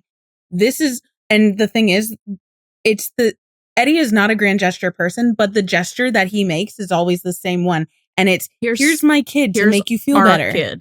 Our kid. Yes. To make you feel better, because he does that time and time again, twice in the first 3 episodes. Which is also, again, not a normal thing. You piss me off. You're my best friend. You don't go, I'm apologizing. Here, babysit my kid. That's not flying. With me. Love your kid, but it's not mine. Why is the apology? I have to work. No, this is a co-parenting apology. This is I made our son move away, and then it's just such a huge grand gesture. We've got to move on to the other stuff, but oh my God. What's the other stuff over at the building? The collapsed building? Well, the Peppa stuff really quick, and then the collapsed building. So firehouse, then the collapsed building. Yeah. So So not only did he bring him his kid, he brought Aunt Peppa, had Aunt Peppa make him food. And then she called him Evancito and Cariño. I can't. Hello? What are we reading on He's part of the AO3.org? I know. Someone's been scrolling. We knew Christopher was going to be there, but we saw Peppa and we were literally floored. The crowd cheered. They did. Yeah. Standing ovation. We did. like we were at a sports event. A sports ball game. Timothy, please bring her back Oh forever. my God, she needs to be there. Recurring guest star, please. And it's perfect because you get to see that how ingrained in the family Buck is. Mm-hmm. Yeah. That he has this rapport with Peppa. That she views him as family. She views him as an important part of the unit, the family unit of Eddie and Christopher, and treats him as such. And has a talk with him where she's basically like, stop acting like things are the same. Stop being stoic and trying to handle it yourself. It's not working, bro. It's not working. And you know, I just love having another good parental figure there for Buck. Now that Bobby's gone. So I think that would be a great thing to keep and establish to have there for Buck and for Eddie because like his parents fucking blow. Yeah. You know. So no, Peppa is like she's great. Peppa and Abuela, but Abuela's back in Texas. So like Peppa is the most supportive, like Diaz. Yeah. And number one Ramon hater. Yeah. We're right behind. Very close second. Right behind. But yeah. Love that. Give us more. Another one. Another. Keep them coming. More Peppa. What about the firehouse? I thought about it after I said it. I thought about it and I was like, oh, we already kind of went through that. So never mind. We did. Yeah. It wasn't really gay. I mean, it was like, I'm concerned for my husband, but like it wasn't. But not in like a. Yeah. Sorry. Going in order. Yeah, it is fine. So then, oh my God, back at the scene. He's so dramatic. Again, over the radio. And that's how Buck learns that he's there. And his face, his whole demeanor, it's like he's a new person. As soon as he realizes that he's there. And he says, hold on. I love this so much. Like it's such a great kind of visual element to it too, because you have like Buck and Ravi kind of like obscured in the shadow of this like crumbling building, and then Eddie's here with the sun at his back. It was just like, oh well, here comes the sun. Yeah. Do. It also kind of gave me like more Marvel references. I'm sorry, but if you've seen Thunderbolts, how in Bob's like little shame room, anytime he looked away from Yelena, like it got darker, but every time he looked back at Yelena, like she brought the sunshine out. So it kind of like, that's what I thought of a little bit. I really loved that. Yeah. Kind of like the light at the end of the tunnel kind of thing. Yeah. Where is it? God damn it. What are you looking for? I'm looking for the line. He's so dramatic. Buck's like, hey, Cap, any update down there? Eddie, I don't know about down there, but I have an update up here. And Ravi's like, Eddie? I also love that Ravi was the first one to be like, wait, that's Eddie, because Buck like couldn't believe it. He was just like, where? My husband's home from war? Like a dog. I know. He's like, But Eddie says, I was watching the news, had a bit of FOMO. Sure he did. And then Buck goes, where are you? And he says, right in front of you. Oof. Interesting. And still, you pointed this out to us, I think. Oh. The parallel. Oh, right. It's so... It's your parallel. I wanted you to do it. Thank you. And so what's crazy about this scene, to me, anyway, I mean, originally when we were theorizing about this episode and what's to come and everything, especially for Buddie, was that they were going to be trapped together. And I was like, oh, trapped together, kind of like the cruise ship. We're going to get another Athena parallel. Yay. Past Me was wrong, but she was right about the Athena parallel. And we got the Athena parallel from 803, where she's landing the plane and Bobby's on the fire truck, because those those two shots of Bobby on the fire truck and Eddie, like the sun behind him and all of that. It was too good. It was too good. It was the whole I see you too, or I'm right in front of you. No, where are you? I'm right in front of you. You know, all of that. That was just so like, tell me in person. Yeah. It was just anyway. That parallel that also basically told me they are the new it couple anyway. Oh yeah. Oh, for sure. Like we knew, but that was loud. That was loud. Yeah. And also, and it's very bookend too, because like, you know, we start with that with Athena, but now we have it with Buck and Eddie. And the season really, like, I know we've had a lot of Athena parallels over the seasons, but I feel like these were more intentional, especially the ones with like the glass in the season, between them and, you know, all of that. Yes. So that was I just looked up the episode 3 transcript. They say, I see you too. I love you. Tell me in person. Yeah. Yeah. Yeah. Yep. Yeah. And just like where are you? All of the blocking for that as well, where like Buck is a little higher up, just like Athena was higher up in the plane, and then like Eddie was just like there even waiting, the way like from his point of view, looking at was it the parking garage? Was it a parking garage? I don't know, or just the roof? I think so. Whatever we're calling it. Yeah, like just even that shot was very similar because you had the plane, the window, and like all the it was too good. Yeah, that kind of like that thing. If anyone's watching this on video, you see what I'm doing. It's like the visual feel very similar. Kind of was similar. It's also giving the universe is going to bring you a special person. Yes. Because it's like, well, where is my special person? Where are you? Right in front of you. I'm right in front of you. Yeah, like that. That line, I think they're right in front of you. And then a little bit later when Eddie says ready when you are, I think is going to be very important, just like going forward. And just like, and kind of just quickly, briefly, it also ties into it's me from 809. Yes, it does. Yeah. It's me. Or what? I'm your renter. Yeah. You'd do that for me? Yes, I would show up here to save you. Yeah. So good, actually. Everything about that. Impeccable. Can't wait to break this apart more. Because you know what? I was frustrated when I watched this because I thought we were going to get a little more than what we got, but there is a lot there, and there's enough for the GA to be picking up on it, man. So you know that. And I think the GA is actually starting to pick up on stuff because the part where Buck has ziplined across to that roof, the eye fucking, the way that there is maintained prolonged eye. Literally no one exists around them. It's just total tunnel vision. And it is it makes me feel like things. Very oh my gosh, did your tummy do a little flip?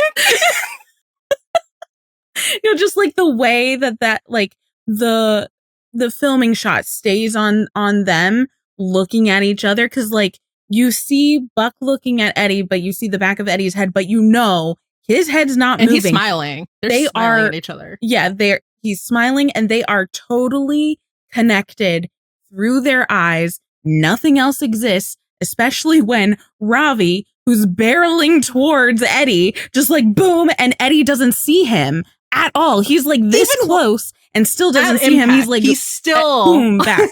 Eddie helps catch Buck, and then he stands back and he's literally waiting there for his hug, like a dog is waiting to get their pets. And it reminded me so much of season 3, episode 1, when it's Buck's like, congratulations or welcome back party. And literally it's the closest we ever see to like Eddie like wagging his tail. Yeah. Because he's so excited, he's vibrating out of his skin. And then Bobby pushes him forward. It was the Do you same. Think he's doing that in spirit. Yes. Yeah. He made an earthquake happen that made water happen that made this happen. Okay, it's the Bobby quake. Okay. At this point, we're just gonna insert Bobby would be here doing this. Bobby would be here doing this. Yeah. So he was waiting. This is what Bobby would want. He's standing there waiting. And they're just like both looking at each other with the most disgusting, vomit-inducing heart eyes. The men who are trying to like get the harness off of Buck are like, oh my god, we're so tired of the gay people just fucking, oh my god, we thought we were done with this. And they were not quick with the releasing of the harness either, which like I get it, but that's also like what I think will help clue in the GA, because that kind of eye contact like that very is purposeful. Like it was is seen in romantic movies. And then you have the obstacle, which is another clear romantic trope, where it's like people are having a moment and then they get interrupted, and we're going to keep seeing that. We already have this happen with Ravi doing the same thing in episode 16. So this is just going to be something that we see continue into season 9. But like Eddie, like Ravi will continue to be a little bit of that scared. wall. He was jump fucking scared. Eddie, who has impeccable spatial awareness, was not aware in the army. And is like always, I'm like, just because he's a constant vigilance. He's where a veteran, was it? he's just like, I'm like, bro, he's literally on top of you. You just like right before the impact too. I'm like, he's right there with his arms, like, Sil was going through frame by frame this whole scene. We did it like 2 times, and when you start to see like Ravi approaching him, I was like, Mama, a cock block beside you. But yeah, so like remember that like metaphorical wall between Buck and Eddie? It is now Ravi. Part of that is going to be personified by Ravi, but like in an in a loving, we love to see it way, because that is a very intentional kind of thing. So yeah, that's great. So good. Yeah, then Ravi fanboys and I was like, how did you even think of that? It was so genius. Well, you're so great and so cool and so awesome. It's like, it's Eddie. And Eddie, like, basically, in not so many words, is like, I thought of what my husband would do and did that. Like, he literally was like, what would Buck do? But he words in a way, he's like, I thought if Bobby was here, what kind of crazy stunt would he be yelling at Buck for pulling? And Buck's like, this one was all you. I fucking hate them. The way they're looking at each other is actually gross. It's disgusting. It's sickening. I love it. Yeah, but it's so interesting the way that he words that too, because he is what would Buck do, but framed through, a way of honoring Bobby. He's but not it is going to still say, very. I thought, what would Buck do? Yeah, but it is still very Buck focused, and I think that is what he did though. He so thought of what Buck would do. Yep, so interesting. Yeah. And then we see him at the I just thought it was an interesting choice that at the hospital when they're when he's a lot close, so he's positioned in a place where I thought Buck would be, instead of like the order would be, I guess Eddie is. Yeah. So like I know Mara's like Ravi, Eddie, Buck. Yes, it should have been what it would normally would have been would be Ravi, Eddie, Buck. But no, it's Ravi, Buck, Eddie, who's a lot closer to Maddie. To me, it kind of like gave 2 things, like either integrating Eddie into the family, the immediate family a lot more. And then the other thing was like, oh my God, please give me Maddie, Eddie scenes, because it looks like they're a lot closer together. I just felt like it was like, here you go. Here's your Maddie, Eddie that you've been asking for. Yeah. And Uncle Eddie. Like alluding to Uncle it. Eddie. Like here's a little tease. You might get more of that, which like, please. I mean, we understand why they don't have Maddie and Eddie together, because like so she would call him out so fast and then there wouldn't be a slow burn. So like keeping Maddie and Eddie apart is completely intentional, but we're ready. Okay. And so are JLH and Ryan. Like, they have been begging for ages. So are we ready for the Buck apartment hunting? Oh yeah. Yeah. So listen, I know that there are mixed feelings about this. I know we really want roommates. We could still get it with Buck looking for a place. Totally. Even if he does find a place, we know where it's going and it's still very purposeful. And like, dude, this oh, but it's heavy-handed in the best way. But he says, one thing I really liked about my old place was it didn't feel so new. It had character. Did it? Interesting. Yeah, the place that he knows basically like the back of his hand. He knows like The flooring is not great in certain areas. The kitchen is not a 5-star Michelin restaurant type of kitchen, but does what it needs to do. The history of Meth Lab Gym down the street, like, character, sure. Mm-hmm. She asked how he feels about. Do you mean history? She asked how he feels about Streamline Modern, and he's like, I guess the same way most people do. No. He doesn't care. He doesn't care. I also don't think that's very Buck. Well, the Streamline Modern was more in line with the Loft, which he never really cared about. That's not his style. Like, yes, that was the Loft, but that was never his style. That was Allie picked it out. That was Allie's. Exactly. But she's like, so why did you leave your last place? And he says, it wasn't really mine. I was subletting. You know what that's giving? That's giving? He's a renter and he's straight. It's giving that. It's giving. Yeah. Well, it's rude to show up as a guest without bringing anything. Well, it's Eddie's house. I'm not really a guest. I'm not really a guest. So which one is it? Mm-hmm. Are you not really a guest because it's also your home? Or is it not really yours? I think it's so interesting whether he is moved out already trying to find a new place or still there and looking for a new place, whether Eddie knows or not. I know Eddie did not ask him to move out. No. So I just think it's so interesting how quick, with a swiftness, he's like, get me the fuck out of this house. And I can't wait to see. I cannot wait to see like the motivation behind it, the reasoning behind it. The inevitable crash. Like there's so many ways, and I don't really want to get into it right now because we can talk about that more with the wrap. But there are so many ways that this could go that would be like so delicious. That I am fine with. Like, I can think of at least 3 or 4 different ways that this could go, like just right now. Yeah, and I kind of love all of them. Like whatever path they decide to go down with this, I think it's going to be really, really intriguing. Oh yeah, and it's gonna eat and exciting. Yes. So the tension, drama. It's about the tension. Yep. It's about the pining. It's about the I'm just like, if anybody knows Parks and Rec, it's about the cones. Like, that's me.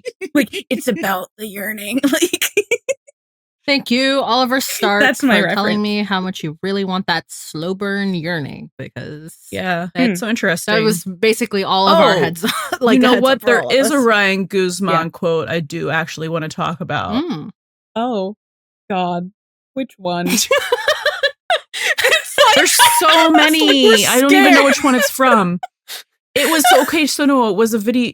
Was it a video interview? It's the one where he's saying, whatever his next relationship is, I want it to be basically like life changing. Throw him for a loop. That was, I think, the US, the Us. That was one of the Weekly? first ones. Hold on. I can find it. I can do it quick. I can do it. Interviews. I think it was Cat Pettibone.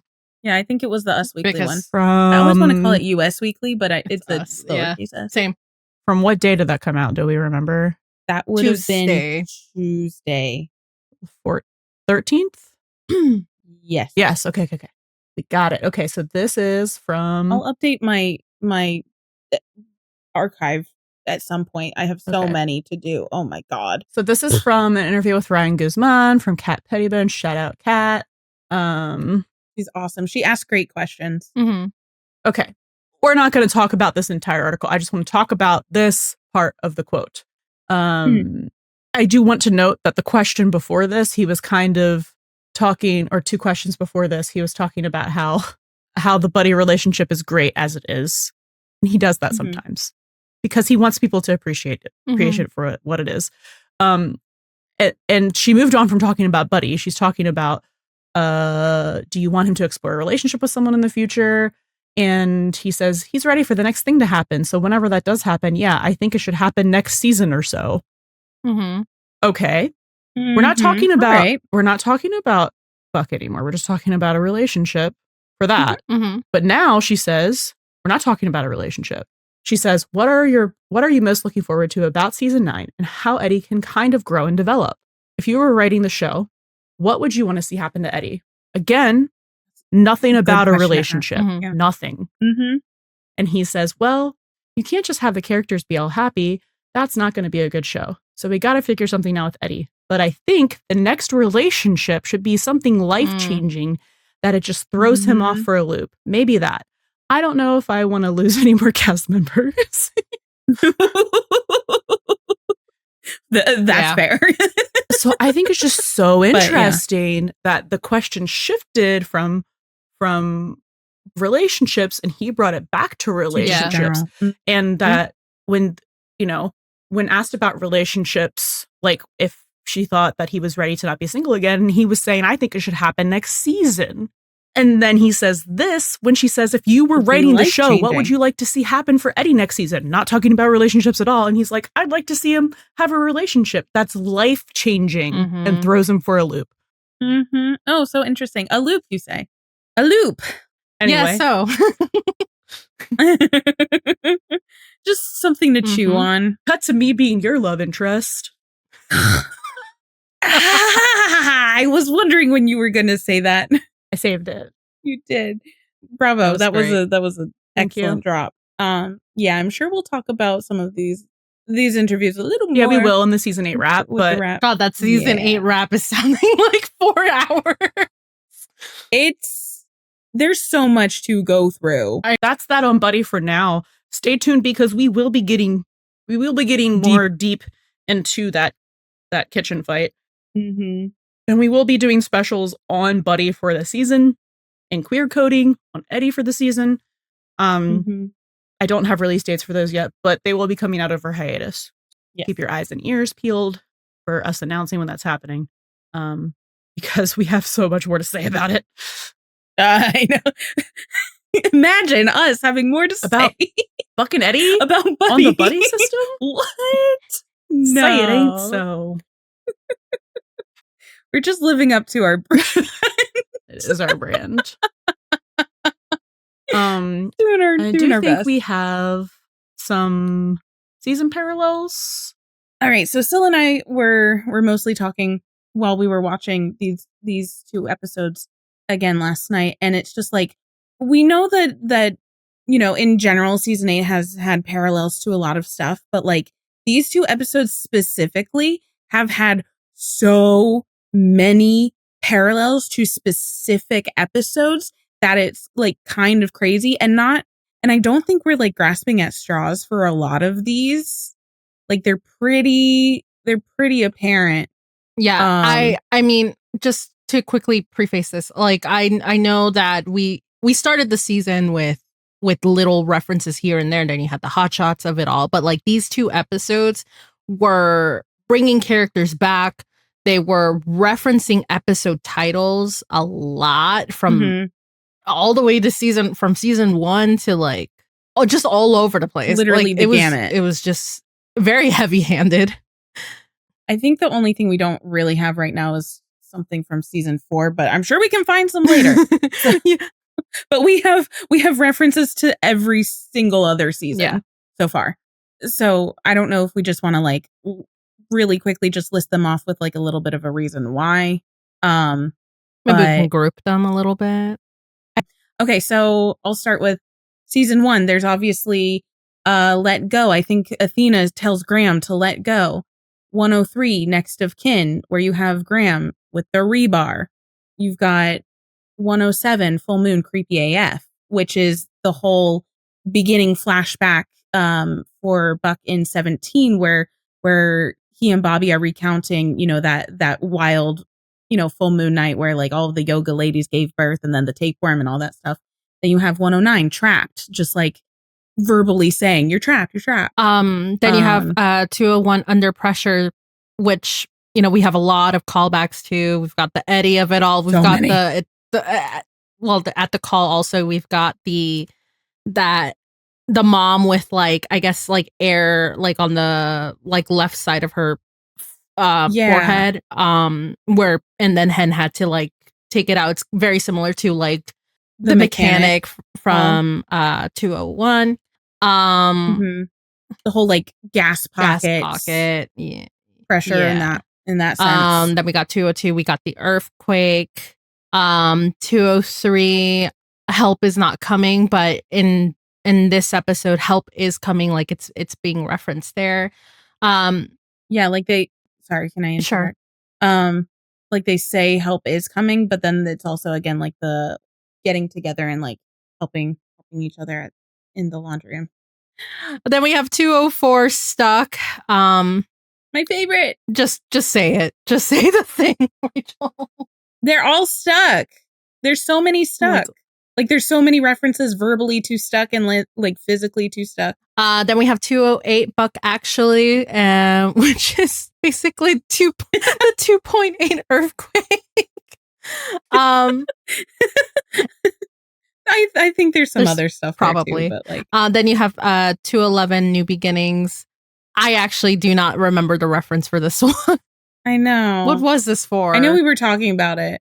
Was it? I think, you know why I think we wrote that? I think it was because of the promo that ABC released. I remember that's why I brought it up. Because it was New Beginnings, Ghost Stories, and Fallout. Yeah, like the 3 random clips from 3 random episodes, like coming before these last couple episodes. So just kind of like a pay attention to those wink.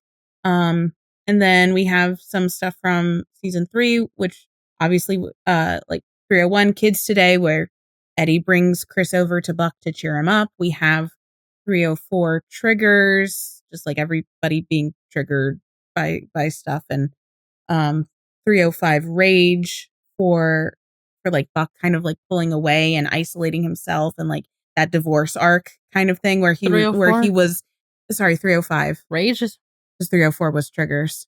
Oh, I think I typed it wrong. 305 is Rage. Okay. But that was another instance of Buck being like very divorced from the rest of the team. And then 309 Fallout, I think, has been referenced a lot as well. I forget the reason at the moment. 310, which is Christmas Spirit, because you have Lorna, who was the lady who overdosed on the tooth thing, the lady who turned blue, who was also at the dentist's office again, which tooth is cream. A weird callback. Like it seems so random. I'm still trying to figure some of that out. Han, this is you. So in season 3, episode 5, when Maddie is in her stalking era, Chimney tries to get her to open up to him by opening up himself. Oh yeah. And we see that happen in 817, where Eddie is opening up, trying to get Buck to open up in return. Yeah, that's the give a little, get a little. Successful. Yeah, that's the give a little, get a little. Yeah. Then we have 513 Fearophobia with remind me.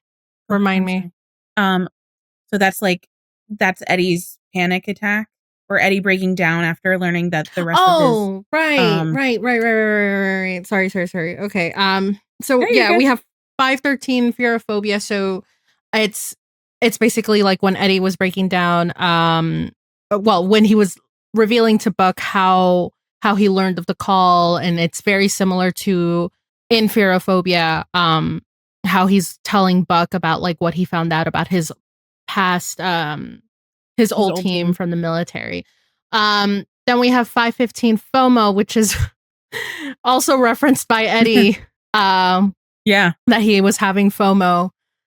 Which also, I think in that episode, there was he and May were having a conversation about like, the fear of missing out on certain life choices and all of that. Mm-hmm. Then we have 516 Mayday, which gestures at Eddie showing up being competent. God has spoken. Then we have 518 Starting Over, which is the Henren vow renewal, which ties in. Actually, you can take that one. I don't really know. No, I'm sorry. No, that's because in 17, Karen brings the picture that they took at their vow renewal over to Athena, and that's the thing that is like, when people come over and see that picture, we tell them that that's our family.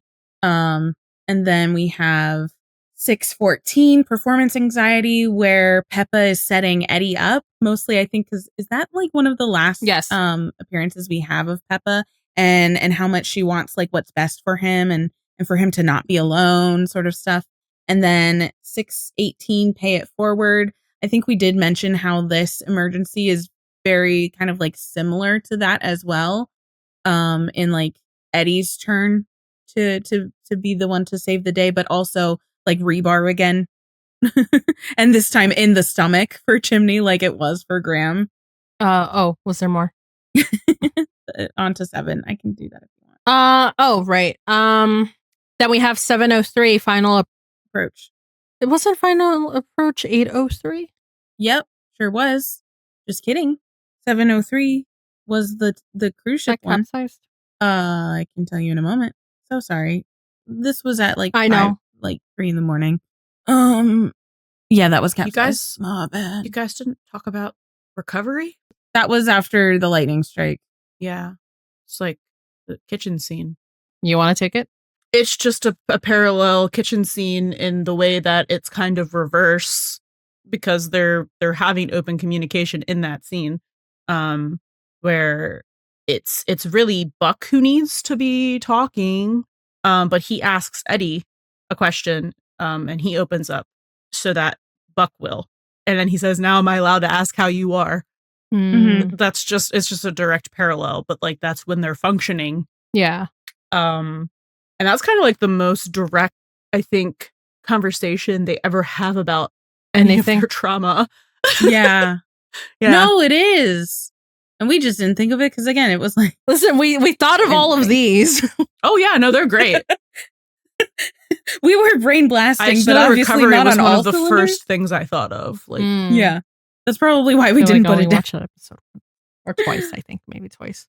Yeah. Okay, so I'm sorry. 7:03 was capsized. My bad.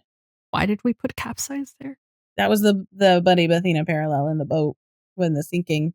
Anyway, so we also have 7 or maybe not. Well, it's because like that was what I had thought we were going to get, and we didn't get it. Okay, then just should I delete it? I don't really. Okay. There you go.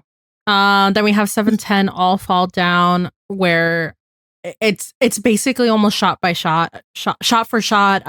Athena walking in the hospital when she's going to go see Bobby, versus in 8:18 meeting the Bobby meeting the Bobby baby Nash. And then we have I'll stop and then you continue after me. Yeah, no, and then we have 8:03 final approach, which is the Buddie Athena parallel, which I just talked about. And then we have 8:05 masks, which was, I think, referenced by, was it Graham? I think it was Graham, right? Yeah, when he said what his therapist was talking about, where, and that was the same with triggers too. Mm-hmm. His therapist was saying like he was getting triggered and it was a mask. Yep. Then we have 8:06 confessions, which, obvious. Obviously. Buck is now in the confessional. All right, Rachel, you can go. And then we have 8:08 wannabes, which is, the introduction of Graham as the cart cop.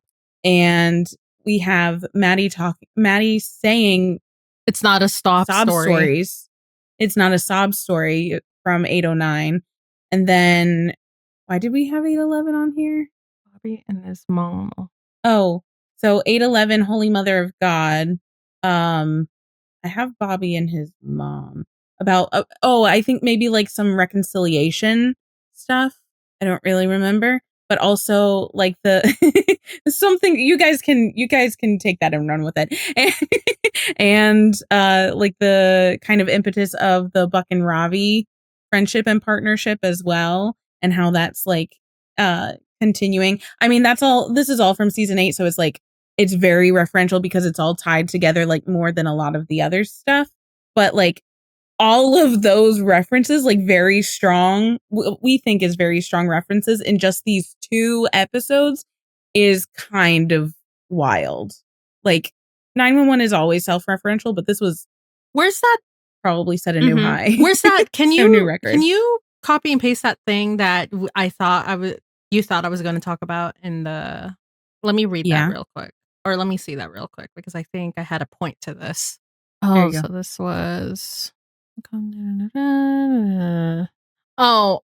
So like I thought with all of the like this whole list of references that we got in these last 2 episodes, I think it was just very interesting that they packed all of this in, because I think to me it feels like kind of like an end to an era. Like I know I said it a lot more worse last night because I was like, well, the Fox 911 died when basically Bobby died. I know like we're obviously in a new network, and I know this is very season wrappy kind of stuff because of the. You mean like the Fox lot era, not like the Fox channel. So it's the Fox lot era. Like this, it's now over. Just like, you know, so I feel like they were just like packing in all of these references. It may not really be correlated as much, but I just thought that Fox era is now like we're moving forward to a different basically a different era with now all of these changes, because it's not going to be the same. So we're all going through a transition, just not not just the characters. We are all the audience. Yeah, too. It's like almost honoring the like as much as these episodes were honoring the legacy of Bobby, it's also honoring the legacy of, you know, their time on the Fox lots and looking forward. Like the story is not over, it's changing, but you know, there's still more to the story, sort of thing. You really brain blasted with that last night. I was wow. I was like, oh my God. I think there were just a couple that were a little bit more of a stretch, but most of those, like because they were like mentioned verbatim, it's just like, why is this so much? And I think Syl had a great to that, and I really love that kind of like meta commentary on you know, moving forward, moving on, and like honoring a legacy and going forward in a new new light. Kind of like what they it's kind of like what they did with Deadpool and Wolverine. Yeah. Also, gosh, we're getting all of our Marvel references also Fox, tonight, man. They were saying goodbye to. Yeah, that's what I mean. Incredible. Glad I got to tie it back to Summer of Yaoi. I mean, yeah. Yes. I guess our last section of the night is, or I guess whatever time of day you're listening to this, last section of the episode is going to be different than usual because we don't have anything to talk about for the future because we know nothing. Yeah. We will in our season 8 wrap because we'll pontificate, but like we still won't know. We'll take guesses. So instead we're going to just go around and each of us say one thing that we would have changed in one of these episodes to just make it a little better. Okay, I'll say I don't know if I really liked the way that it turned out. I was really gunning hard for like a Buck and Eddie trapped moment for like a conversation.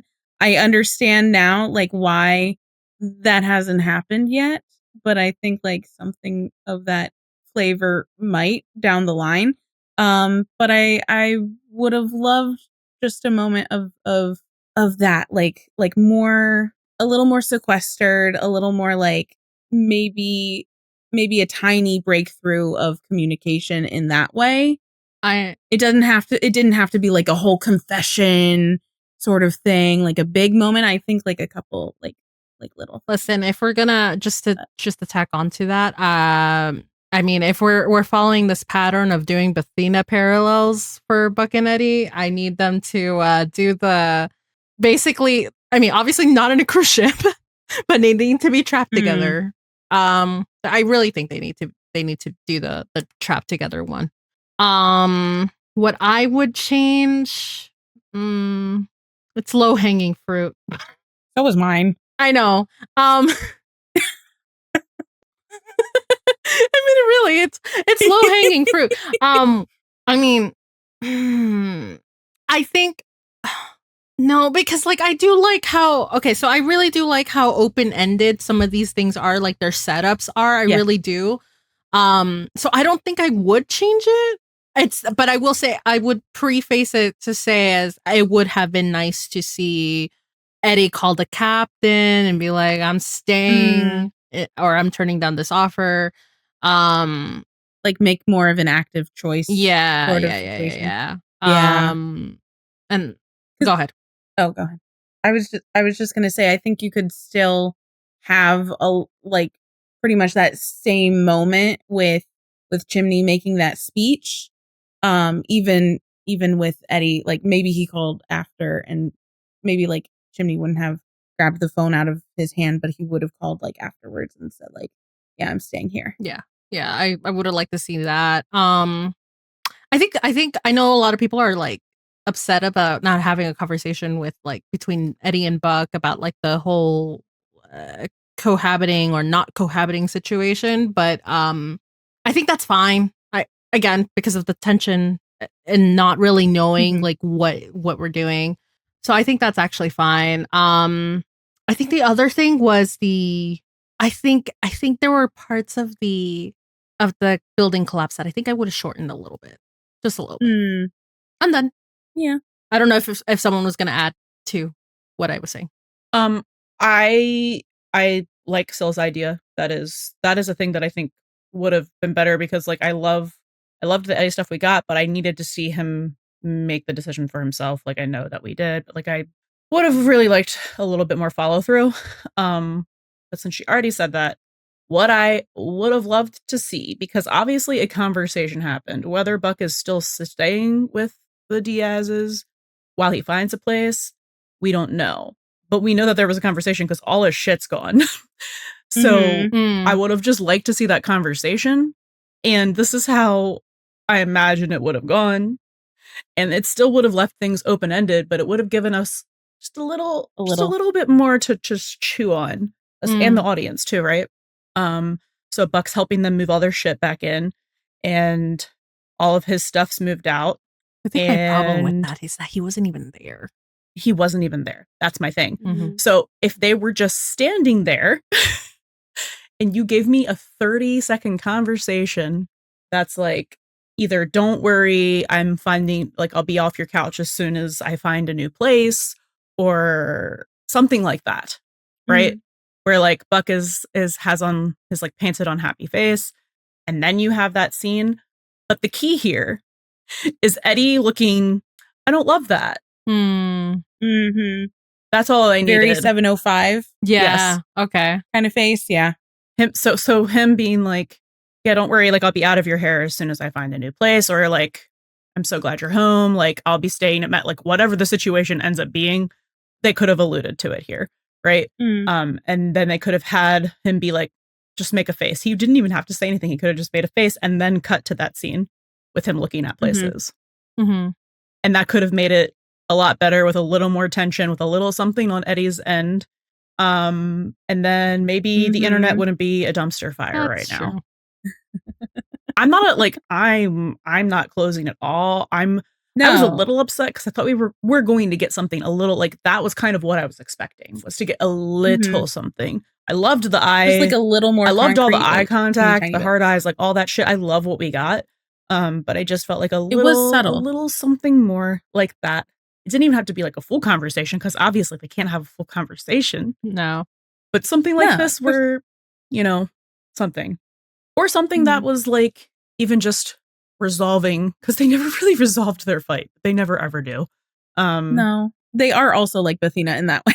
Yeah, I mean, they kind of did in season 3. Yeah. But that was the time. Yeah. It's because things aren't actually resolved because they haven't had that's all I needed was just a little something more. But like, I have faith that like we're going to see whatever the intention of this is, whether he's staying there or not, like whether he's sleeping on Maddie's couch or Eddie's couch or Ravi's couch. The man is couch surfing, that's all. He's couch surfing. Yeah. I'll be really shocked if they start him in a brand new apartment at the beginning of the season. Especially because, and I'm thinking back to episode 11, Do you remember what song was playing? Alone. The song that's playing that starts in the bar and continues while they hooking up.